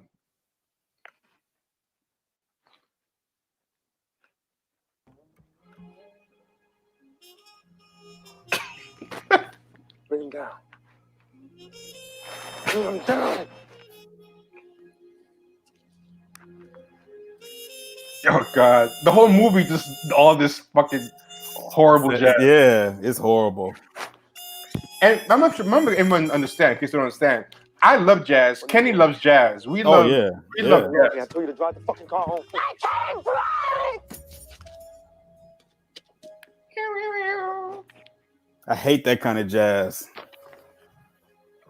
I ain't going out like that, bro. I ain't with no motherfucking boot fuck punk ass pussy boy piece shit. This is Harlem. And it's supposed to be a hardcore scene. Like, this jazz is killing the mood. Right. For the street scene. This is the flavor that they savor up here, neighbor. Can't do it like that. Look, man, The only thing missing was some bad scatter. Like, it was. See, jazz, like, they ain't playing no Idris Muhammad in there or nothing like that. Like, it's gonna be some bullshit. Like, Herbie Hancock has scored some movies, and when Herbie Hancock puts a jazz score on something, it's amazing. It's really good, and it fits the scene. If it requires a little more funk or hip hop, he'll change accordingly. Terrence Blanchard has no flexibility. It's the same straight head jazz in every production. So even the like hip hop killers, like squiddity boop bap bap bap. Yeah. Young Sophie said there has to be a parody. No, that is the literal music. That's the real music. But Spike Lee's movies had the same music at that time. If you look up on IMDb, look up Terrence Blanchard, you know what? Terrence Blanchard and somebody else did Mo Better Blues. It wasn't just Terrence Blanchard. It's bougie jazz. Yeah, but Terrence Blanchard and someone who was good did More Better Blues. And if you watch More Better Blues, it goes back and forth. So that's jazz be good. So there's that terrible straight ahead jazz. And his dad, Spike Lee's dad is a jazz musician. His dad had a lot to do with it also. Oh, so, Bill Lee. Yeah, and Bill Lee doesn't do corny jazz. I think that's what it is. I think it was Bill Lee and Terrence Blanchard who did More Better Blues. So if you watch More Better Blues, it splits, back and forth because Bill Lee and Terrence Blanchard. But Spike has some movies where it's just Terrence Blanchard. And I think, and I love it's like Stanley Clark. Stanley Clark did like Boys in the Hood. He did a Passenger 57. But Stanley Clark is a little more. He's better than Terrence Blanchard. That's for damn sure. Yeah. Oh man. So I'm looking up, and I didn't know the name of it was called Straight Ahead Jazz. So thank you for whoever said that. 'Cause I'm looking up Straight Ahead Jazz now, and a lot of the names that I'm thinking of are there. Yeah, I was not a fan of that. It's very. It makes you think of like Bougie Fort Greene in the '90s, like it's very Jack and Jill. It's very sanitized. But yeah, so Sugar Hill, like I liked it, but the heavy-handed jazz took away some. Young Stokely said, "Was it Wynton Marsalis?" No, it was. Same genre. Wynton Marsalis does that kind of jazz, but it's that after dinner jazz after you've had prime rib and some asparagus. yeah. It was Terrence Blanchard that did the soundtrack to Sugar Hill, but yeah. So I was cringing. Like I was trying to watch Sugar Hill. I saw it when I was a kid, but this time all I could hear was jazz. It was still a good movie, but it lost 2 points for the jazz sound. Yeah, it's bad. It's bad. And you know what's funny is in Mo Better Blues, the jazz is bad, and they're always showing pictures of like Coltrane and stuff like that. I'm like, well, just play his music, dude. Get rid of that shit. Yeah. What's up with that? Yeah. The fuck? The only thing that made it work in Mo Better Blues was that there was a storyline about selling out and stuff. So it kind of made it okay. His music ended up working because some of the jazz was supposed to be sellout jazz. Yeah. But even a lot of the good jazz still was kind of cheesy in that movie when it's supposed to be. Mo Better Blues as a movie is a good movie. Yeah, it's a good movie. Yeah, it's really good movie. But that's another movie that I think is very mature as far as like when I watch it older, I see a lot of stuff about male and female dynamics that I was too young to really kind of get at the time. Yeah, I did not like that movie when I was a kid. I did not get it. I didn't get it at all. I was used to Do the Right Thing, School Days. Yeah. And then that movie, I was like, all right, whatever. I thought it was going to be some like love story type of thing. And it's way deeper than I would have imagined. I didn't watch it again. Shit, man, I seen that movie in the early 90s. I didn't watch it again until I was probably 25, 26, something like that. That's a good movie. Yeah. He chose the wrong woman at the end, but I digress. Who do you think he should have chosen? Clark. That's not even close. I forget the names. Is that Cindy Williams' character? Yeah.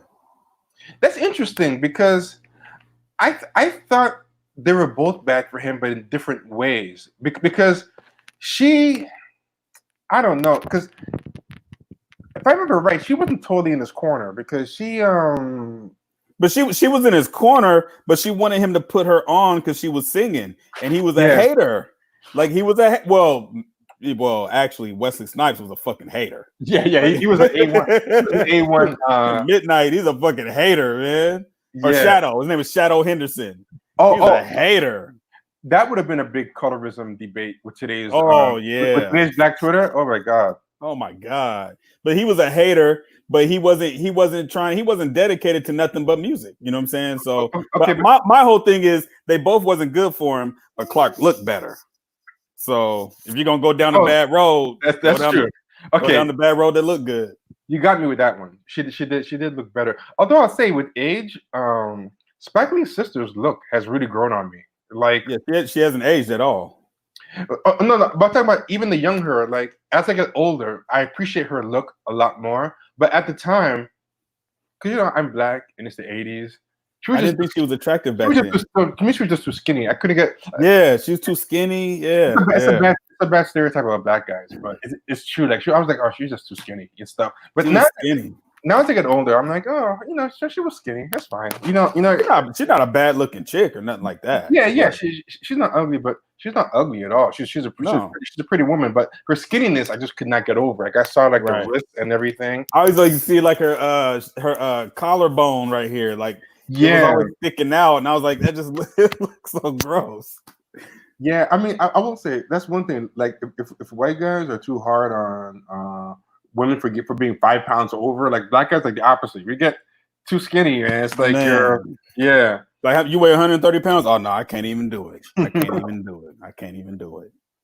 The first thing your brother said. I remember I had a homeboy who he had this idea. Like there was this girl. She was really, really pretty in our high school, and she was just too skinny. So he's like, "Yo, I'm gonna get her. All I gotta do is fatten her up, man." So and he was Dominican, but he I'm was gonna get her cholesterol up high, man. I can't. Yeah. That's funny. He was black Dominican though, but he wasn't like I know Black Poppy. He wasn't that kind of Dominican. He would cop to being black, you know. Yeah. So you know he got her. We're like, she's too skinny. He goes, you'll watch. He was just feeding her fried plantains and stuff every day. Damn. She never gained weight, man. He was giving her rice. She just stayed. He played himself. He could eat fried plantains every day. All she did was get high blood pressure. Dude, she had the metabolism of a horse. She just that's crazy. Stayed the same size. I remember I'd go over to his house. Every time I came over to his house, she'd be eating. She had no idea this was his plan. So it wasn't like she didn't know that she was being fattened up. Fattened up for slaughter in a good way. Yeah, but if she knew or not, man, she was just the same size. Every time we went over to the house, and like 6 months went by, and then we lost touch. I always wondered if they just broke up, like because she wasn't big enough. And then we would talk to him. He goes, "Yo, I don't get it. She's eating all the time, right? She's just not, you know." I was like, "Oh, that's funny." I'm like, "Yo, that's what you get. You should take her for how she is, man. You can't, man. You can't give her people to change." Look. I'll say for myself, I've dated girls that didn't have no ass. You know what I'm saying? That was cool. I wasn't tripping. You know what I'm saying? Like every woman this ain't Instagram. Yeah, you know you gotta accept them for what they are. Yeah, on the side note, so no one's surprised next time they see me, I'm cutting my hair off bald. I'm shaving. Are you losing it, or are you just doing it just cause? Combination of the two. Like, well, first I'm just tired of not having a haircut, but I got this. You know, my problem is my hair is like thick everywhere, but there's one spot that has become undeniably thinning, like right here. Yeah, and it's almost worse when the rest of your hair is thick because you keep trying to lie to yourself. So I'm like, don't tell yourself that lie. Yeah, and it's just like the size of a quarter, right? Yeah, and it's not bald; it's just thin, so you can see it. And I'm like, let me just kill it now. Let me just do it now.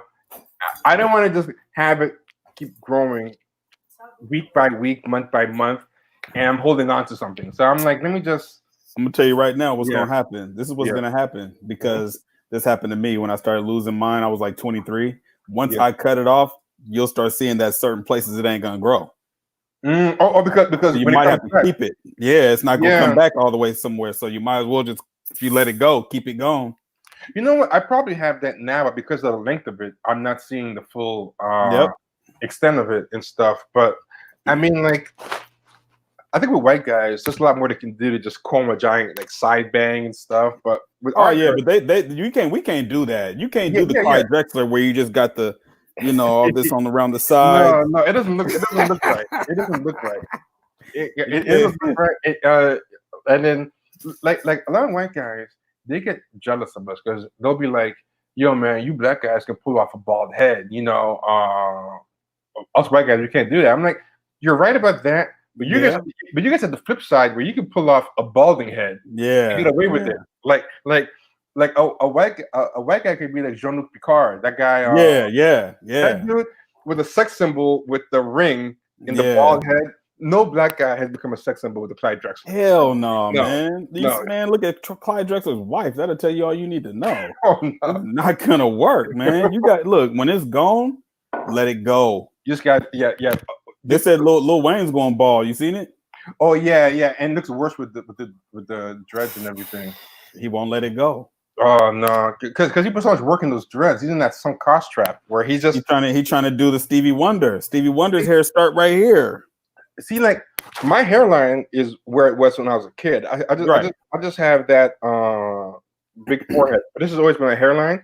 Yeah. It's just this little thing here is starting, and I'm like, I don't want to have a day come where it's here, you know. Yeah. I just gotta let it go. Once it affects the crown, then you gotta let it. Once it starts affecting right here, Maurice White, exactly. Maurice White could pull it off, but that was in 1973. Yeah. I think that's the last time. That was literally the last year you could pull it off. That's the last dude that could pull it off. Maybe Frankie Beverly. I think Frankie Beverly was bald under that hat. I'm not sure. But the other thing is, if you're gonna have the ring, I think you have to have it from here, like the whole ring. We need to have the donut here, where you have the front. I just think it doesn't look that good. It The don't. No. reverse donut, like like it doesn't look when you have all this happening, and then there's just That ain't gonna work, man. That ain't Yeah. gonna work. Once I got any type of sense that it was gone, yeah. razor. We bought some razors. First, I started with Magic Shave, and then that shit stunk. It burns, and yeah. it stinks. And then I was like, well, fuck it, I'll just get a razor. And I started noticing with the razor, you gotta kind of take care of your scalp, or you end up with bumps all over it and stuff. So once I got that shit taken care of, I've been doing that ever since, man. I keep razors in the house. So I only fucked up one time. I went out of the country and didn't have any razors, and I had to buy some fucking umfufu fucked up razors in Honduras, and it was a bad look, but it worked out. What is the name of the guy from Immature, the band? He had a solo career for a second. It was terrible. He was Marion? I mean, not a Marion. Marion's boy, Marcus Houston. Marcus Houston. Yeah. Yeah. Have you seen how that dude's handling balding? He went bald? Oh, dude, hold on, check this out, man. I was watching Netflix, right? And this dude was in a movie, and this dude's hair, I could not believe it, man. Hold on. And that dude has kind of like a big head, so I don't think he can pull off being bald. But check this out. There's these movies on Netflix that are just like the straight to video movies with black people in them. Yeah, like Belly Part 2 and shit. Yeah, shit like that. And he has one with he has one with what's her name, Karuchi, and it's really bad. I couldn't finish it. But okay, I don't know if you can see it. Oh yeah, I did see that. Oh Dude, no, he painted on. That's painted on hair, dude. He has like spray on. I forget what's it called. Beijing. Yeah, Beijing, where he just sprays. But this is how he looks bald, so he can't win because bald. He's got a crazy light bulb shaped head. His head shaped like a light bulb. Oh no.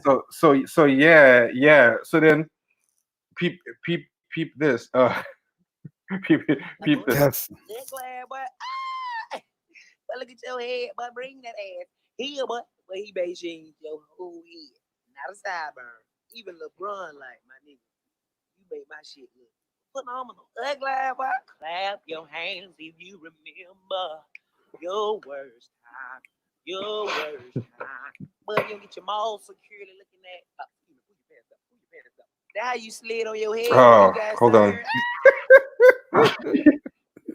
Well, damn, hold on. I opened the wrong window. So you didn't hear any of that, did you? Yeah, I could hear it. I just couldn't see it. Oh, you can hear it? Okay. Damn, let's see if we can open it in this window.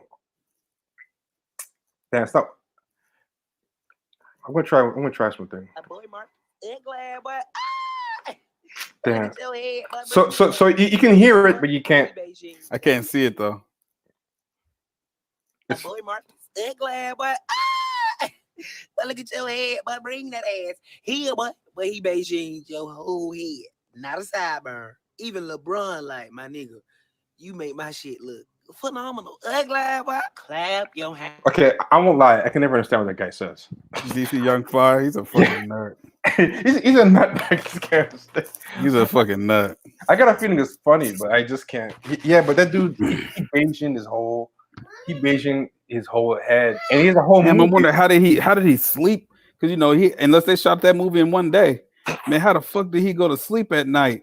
Dude, it looks terrible, and I'm like, yo, I can't go out like that. I just have to. No. Yeah, I have to let it go.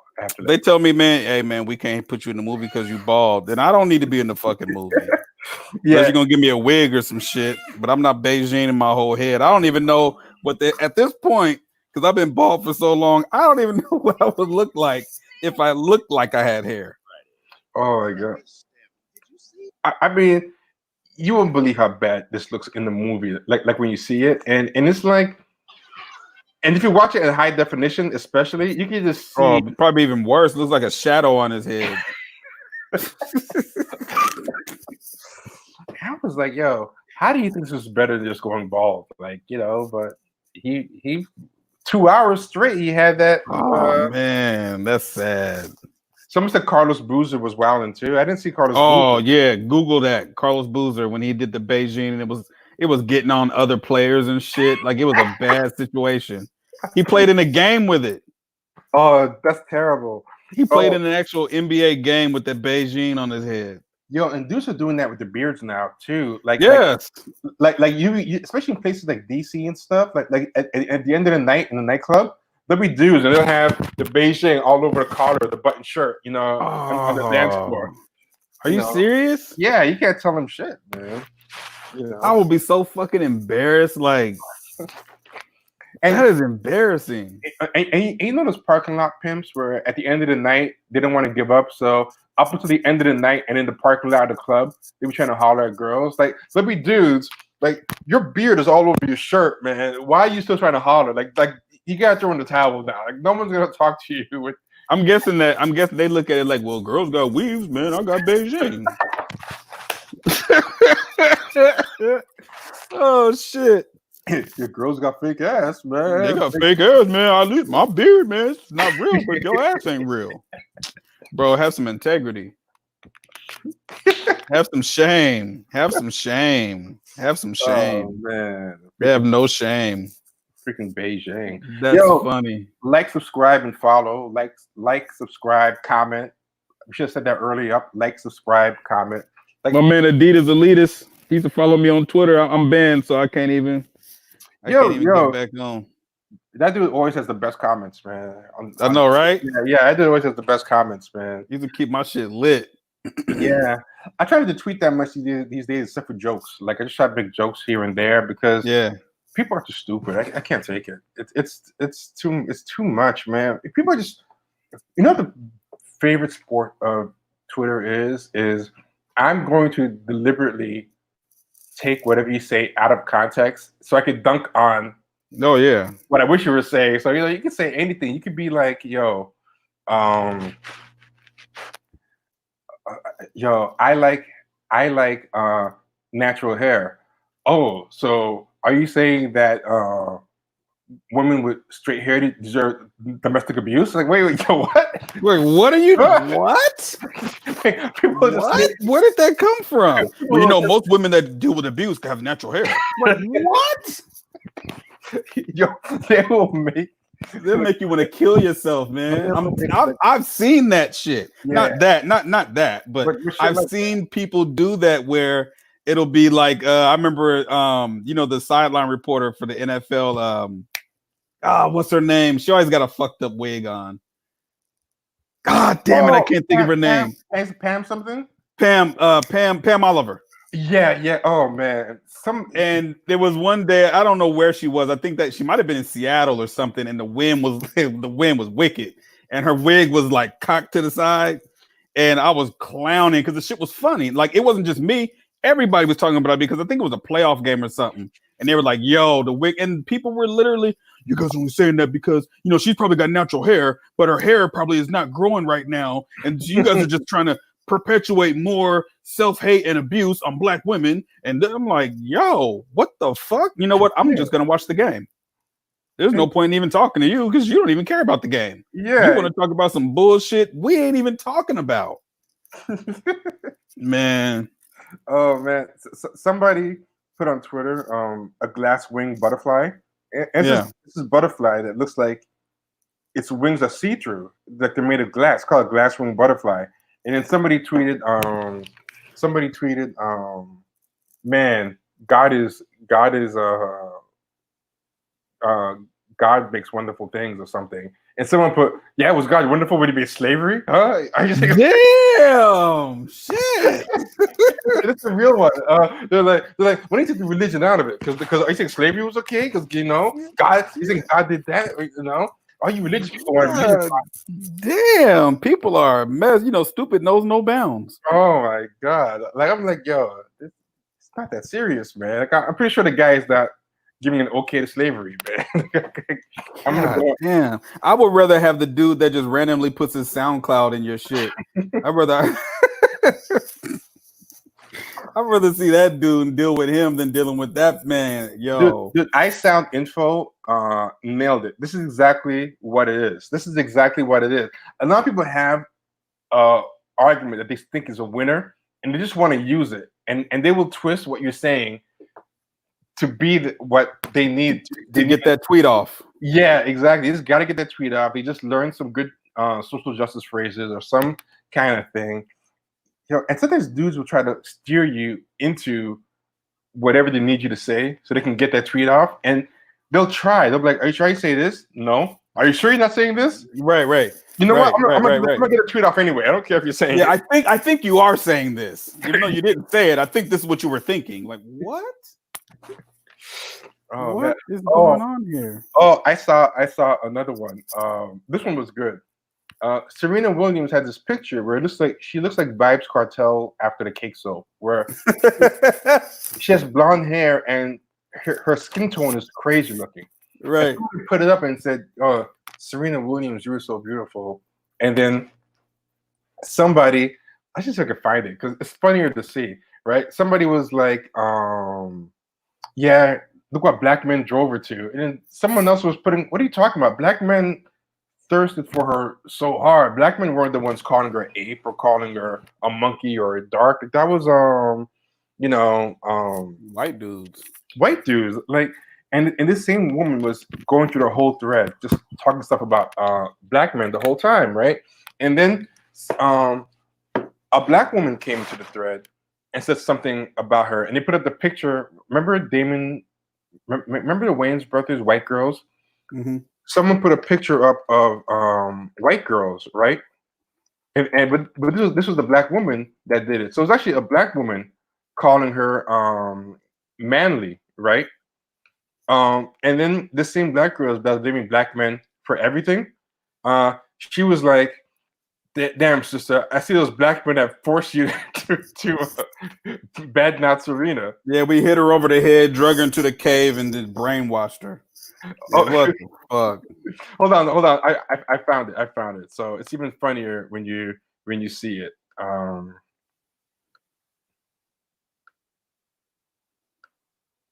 So right here. What the fuck? What is she doing? What happened? I don't know. It looks crazy, right? She looks nuts. Hold on. Let me put it up so people can see it in its fullness, right? But she made herself look like this. It looks nutty, right? It's not a good look. What the fuck? And they showed other videos of her, and her arms aren't matching her face. And she's a beautiful girl. Like, I know she'd do that. So then, right there, she looks like a transmission.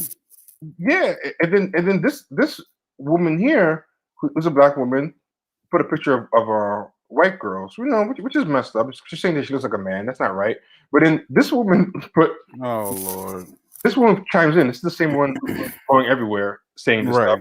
Black men have made you comfortable enough to come for her like this. It's really disgusting. So then everyone was like, how did black men get blamed for this? So somehow. But then, don't we always say that though? It's yeah, be black men's fault. Yeah. So somebody responded with this. I like that. Yeah. Like there's people who just sit there just trying to think of somehow I'm gonna find a way to blame black men. That's a fucking shame. What did she do to her skin? Yeah. But most of the black men in the thread, they weren't calling her a man or saying she was ugly. They were just saying like, "Damn, you're better than this. What are you doing?" Like, they said the same thing I'm saying. What the fuck is you doing? Yeah. What did you do? Wow, that's a fucking shame, man. She looks a mess.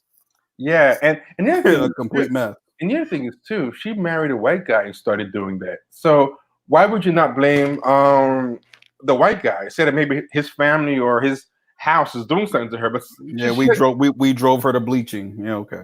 Yeah, she's not even like with the black guy. How did that somehow become our fault? But that's a fucking shame.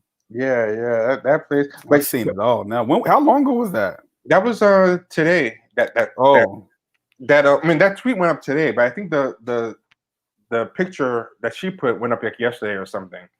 But that's a perfect example of that girl had her anti-black man tweets that she had them ready, so she was gonna make anything that she could into an excuse to use those talking points, you know. So, you know, you got your boy. I'm watching on TV. Your boy is back in the newsroom. The governor's brother. Oh, Chris Cuomo. Yeah, I didn't even know they were fucking related, dude.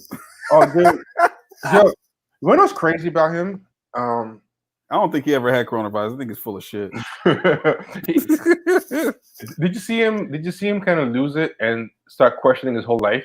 Yeah, yeah. He was like, "What am I doing with my life?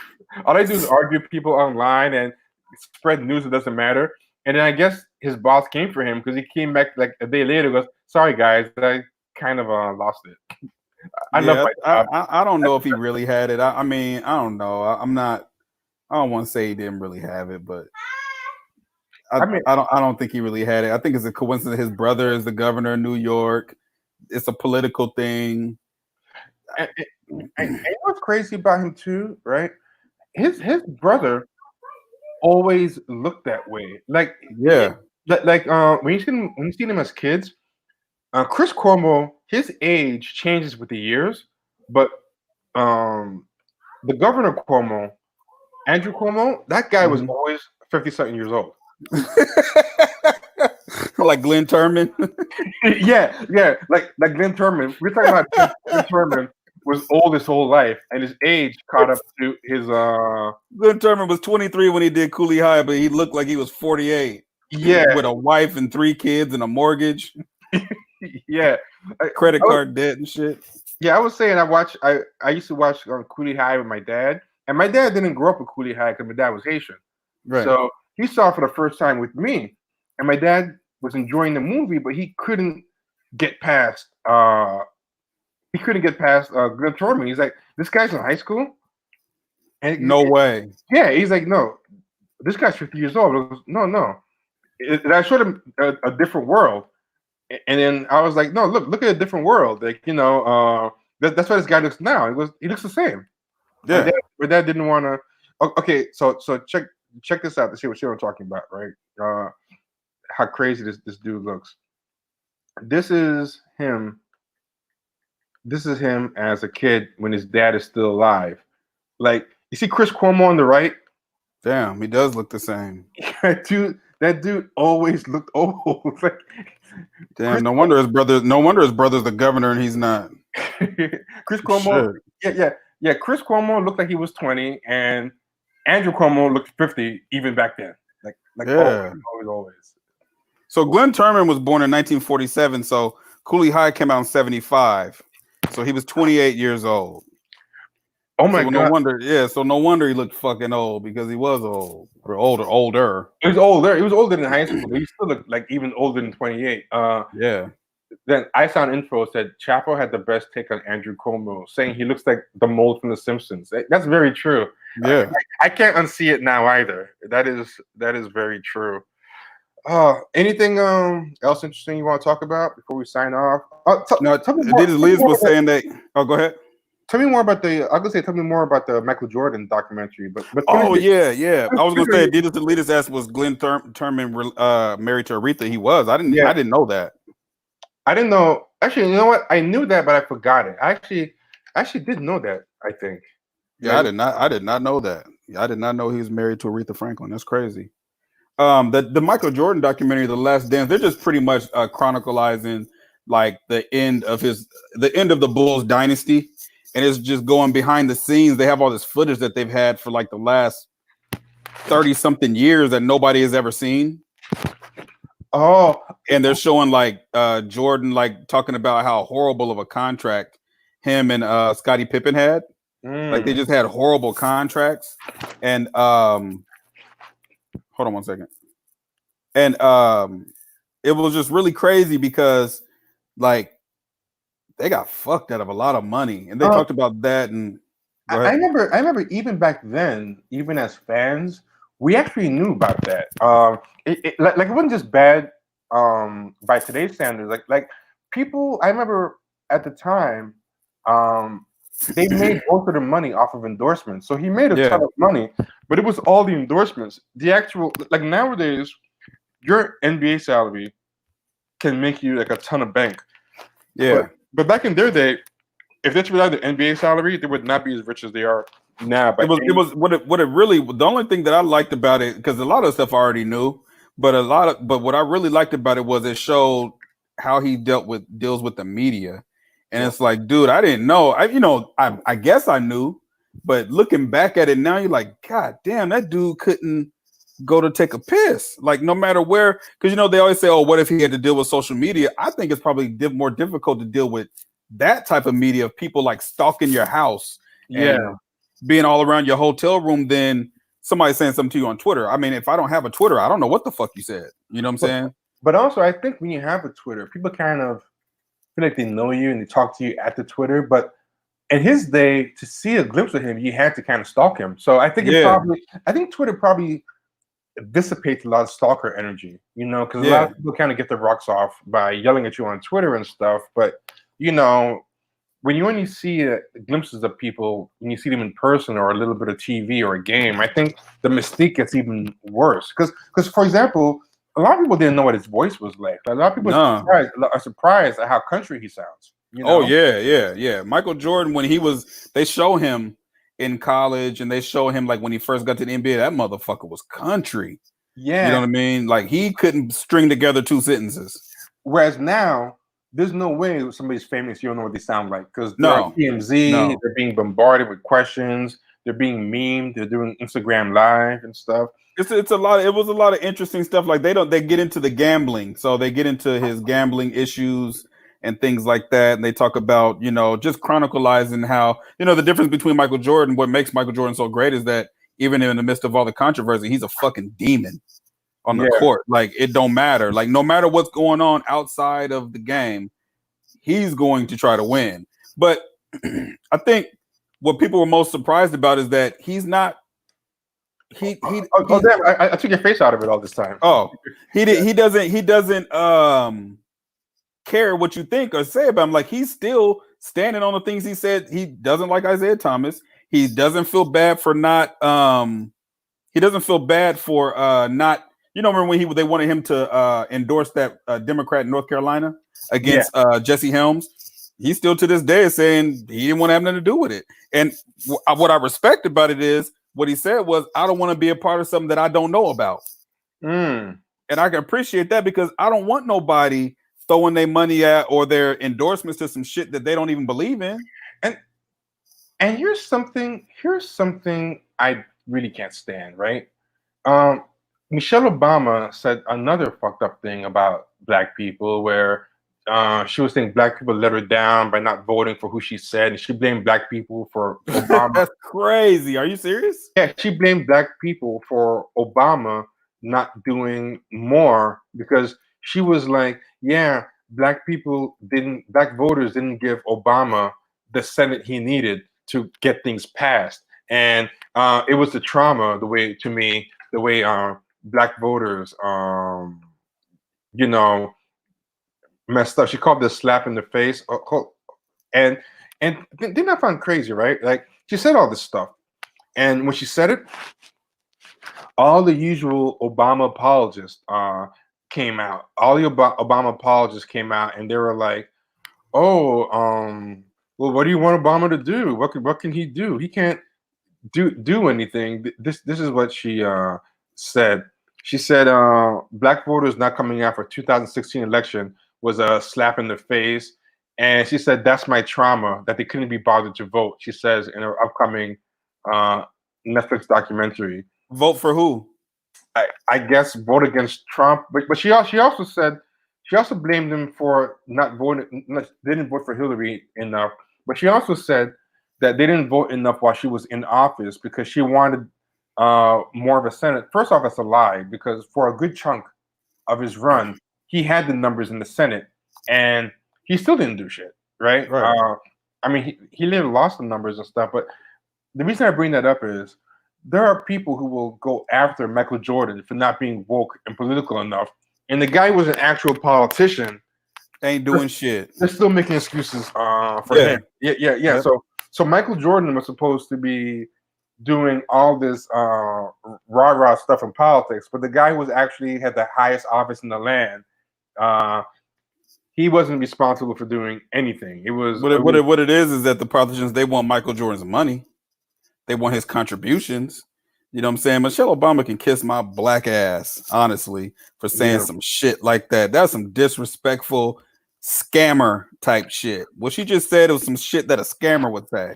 Yep, a scammer would tell you, you know what I'm saying? Yeah, man, give me your money. You know what I'm saying? I'm gonna go inside the store and we're gonna come out with like 10 pairs of jeans and 6 shirts. And you'd be like, man, I don't even fucking know you. And you want me to give you my money. And then when I say, nah, man, I don't know, well, fuck you then. You're like, man, what the fuck? Yep. What? You know what I'm saying? Yo, and you know what those scammers do too? Scammers, right? They'll scam you and they won't expect to see you again. And then you'll catch them on the street or you'll catch them afterwards. And you're like, yo, man, what the fuck you scammed me? He goes, well, you weren't watching your shit. Like somehow, they'll blame you. Yeah, they'll blame you. Like you just made it too easy for them to scam you. Like you know, they couldn't help scamming you. Like it's your fault for trusting them. Like fucking, you know, fucking 3-card money shit. Oh god, that about a bitch. she got some damn nerve. The way you know that she didn't do anything is she's one of the few people who came out of their time in the White House looking better, man. She looks like a dime now. She came in looking older and rough. She came out looking like nice. Like you know, all that money, that billionaire, they're making the most money out of any post-presidency couple. Absolutely. Ever. Absolutely. And he ain't even wrote the book yet or made the movie. Oh man. Wait till that shit come out. They're just two big influencers now, man. They have a production company. That's all they're doing. They're not even pretending to have any statesman type projects. Like Bill Clinton wrote that playbook of what Bill Clinton and Hillary Clinton did was influence peddling, where they were just selling influence and this fake think tank with consultancies and speeches. Obama, but with that consultancy type of Clinton Foundation shit, they kind of still pretended that they're doing statesman stuff, right? Right. Obama's not even pretending. He's like, yo, I just have a straight up production company, man. Yo, send me a screenplay. Man, he reminds me of Kobe Bryant when Kobe retired, man. He was like, man, I'm about to make some movies. We trying to win an Oscar. Yeah, I did used to hoop, but check this shit out I got. Like, man, you done moved on pretty quick, brother. Yeah, he's not even. Even George Bush didn't move on that fast. George Bush sat around painted for a while. Yeah. Even W didn't. He didn't even move on that fast. Obama was done. That motherfucker was probably out of that White House in 2015 or some shit. Like you never even fucking know. He probably been gone. Celebrity from the very beginning. Everything okay? You got to handle something? I don't know. That's not my kid. It's not mine. Oh, dude. My kid ain't that little. My kid's 16. Hold on. Did my sound change? Does it sound different now? Yeah, there you go. Does it sound different? No, you good now. Okay. All this time I didn't have my mic plugged in. I was using the mic from the laptop. I didn't know it. I'm just talking into this thing for nothing. I got this thing here. I'm just talking into it for nothing. It wasn't even on. But yeah, even before he left, Obama was just doing Spotify playlists all day. Yeah. I'm like, dude, you're still in office. Why are you releasing a book Your list? Like 10 favorite songs, your 10 favorite books and shit. Like, yeah, which you clearly didn't read. Some intern made the list for you. You're trying to look like a cool dad. Like, so when he started doing that his last term, I'm like, this dude's really not gonna do shit once he's out. Like no. He's trying to do like Oprah Book Club of the Week right now. He's not even. He knows that when he posts pictures online, that people are gonna be like, it's him on the beach drinking a coconut or something. Like people are, I'm serious. Like people are gonna just give him love just cause they thought he was cool. Hold on, man. Let me close my damn door. Yeah, it's not coming from inside your house, man. Yeah, man. Hold on. B. Scott said, I'm honestly surprised Obama didn't join Kanye's meeting with Trump to beg for some shoe money. Shit, man. He won't do it just out of principle because Trump clowned him, man. Yeah, no. But he would if he could, man. Yo, I think Obama's gonna invent like a dad shoe. It'll call them the obesity or something like right. So the Obama dad shoe.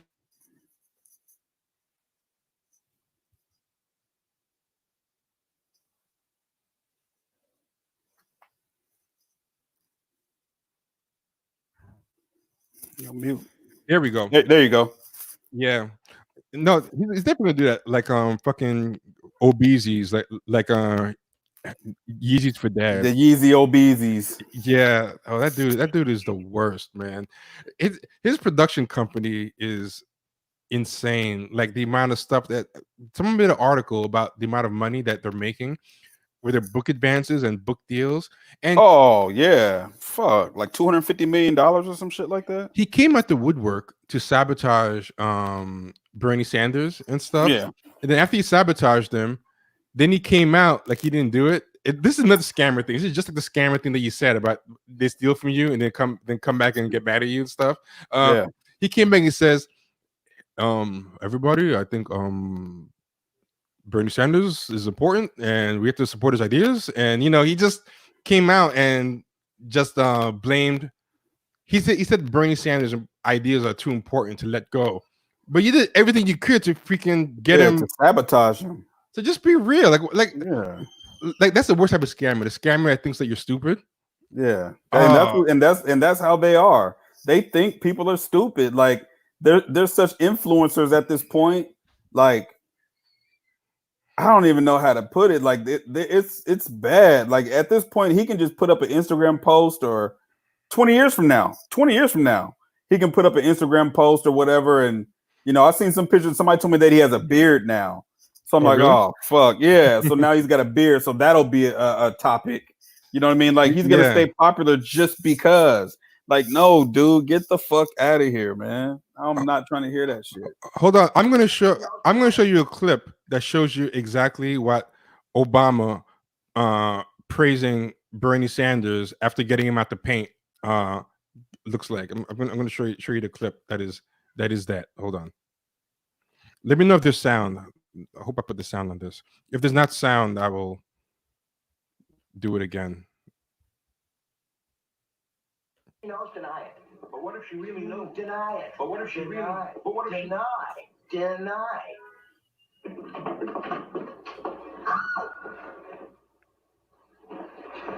This is Obama getting caught screwing over Bernie Sanders. What are you doing? Where?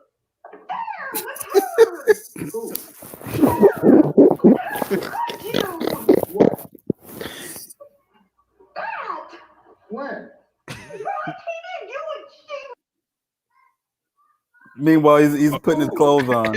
Yeah. This is primo gaslighting. Where? Charlie! What? You and that woman! What woman? What woman? The one who just left! Left where?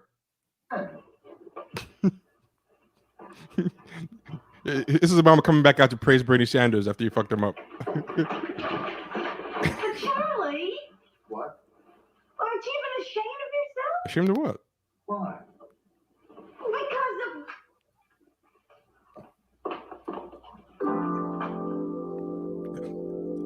Now she's second guessing herself. Yeah. That's what Obama fan right there. That's what Obama's fans are like.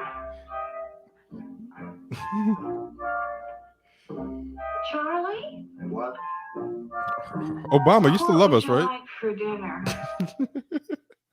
Yeah, that's what Barack and Michelle Obama think that black people are like. Yep. That's exactly what they think. That's a fucking shame, dude. Yeah. Oh man. All right, man. So we have to do a lot of catch up on podcast episodes. So we have to take a break from the YouTube streams for a while. But we're not only caught up, we're actually ahead. We actually have banked episodes. So I want to do more YouTubes again because now we're actually ahead of the game. So expect more of these, and keep following, keep getting people to follow. We're trying to get to 1,000 followers. Then we can apparently it unlocks more stuff. So if we have 1,000 followers, so how many we at right now? Good question. I haven't looked in a while. Last time I checked, we were in the 600 and something. Okay. Can anybody tell us, because we can't actually see our own page right now? It says 670 is what we have now. Okay. Yeah, so we're still a little ways off, but yeah, definitely like, subscribe, comment, and someone's a 668. So we just got 2 more followers since the person put that in there. Awesome. Okay, cool. All right, y'all. So everybody be good. If you email us at champagnesharks@gmail.com if you ever want to send us any ideas or topics. Go to patreon.com/champagne sharks to become a subscriber and get extra episodes of the podcast. You get access to the Discord server, which is where you get to actually pose questions to our guests ahead of time. So you find out who our guests are ahead of time, and you get the option of asking them questions ahead of time that we ask on the show. And some of our best questions, this one dude, Jamal, in the Discord, that dude's been asking the best questions. Like he asked the questions that cause a lot of drama. Like when you were in when that big thing happened with that argument that you had with why am I drawing a blank on this? The Black Panther, the fake Black Panther dude. Oh, come on, be nice. You gotta fake Black Panther. Come on, you gotta be. You gotta I'm joking. I'm joking. He was in Black Panther Party in 1993. I'm joking. I'm joking. Bill Fletcher Jr. Bill Fletcher. Bill Fletcher. I don't know why I was drawing a blank, but Jamal asked those questions, and then he apologized after. He's like, "Yo, I caused too much drama," but I'm like, "No, that's good, man." No, what did he say?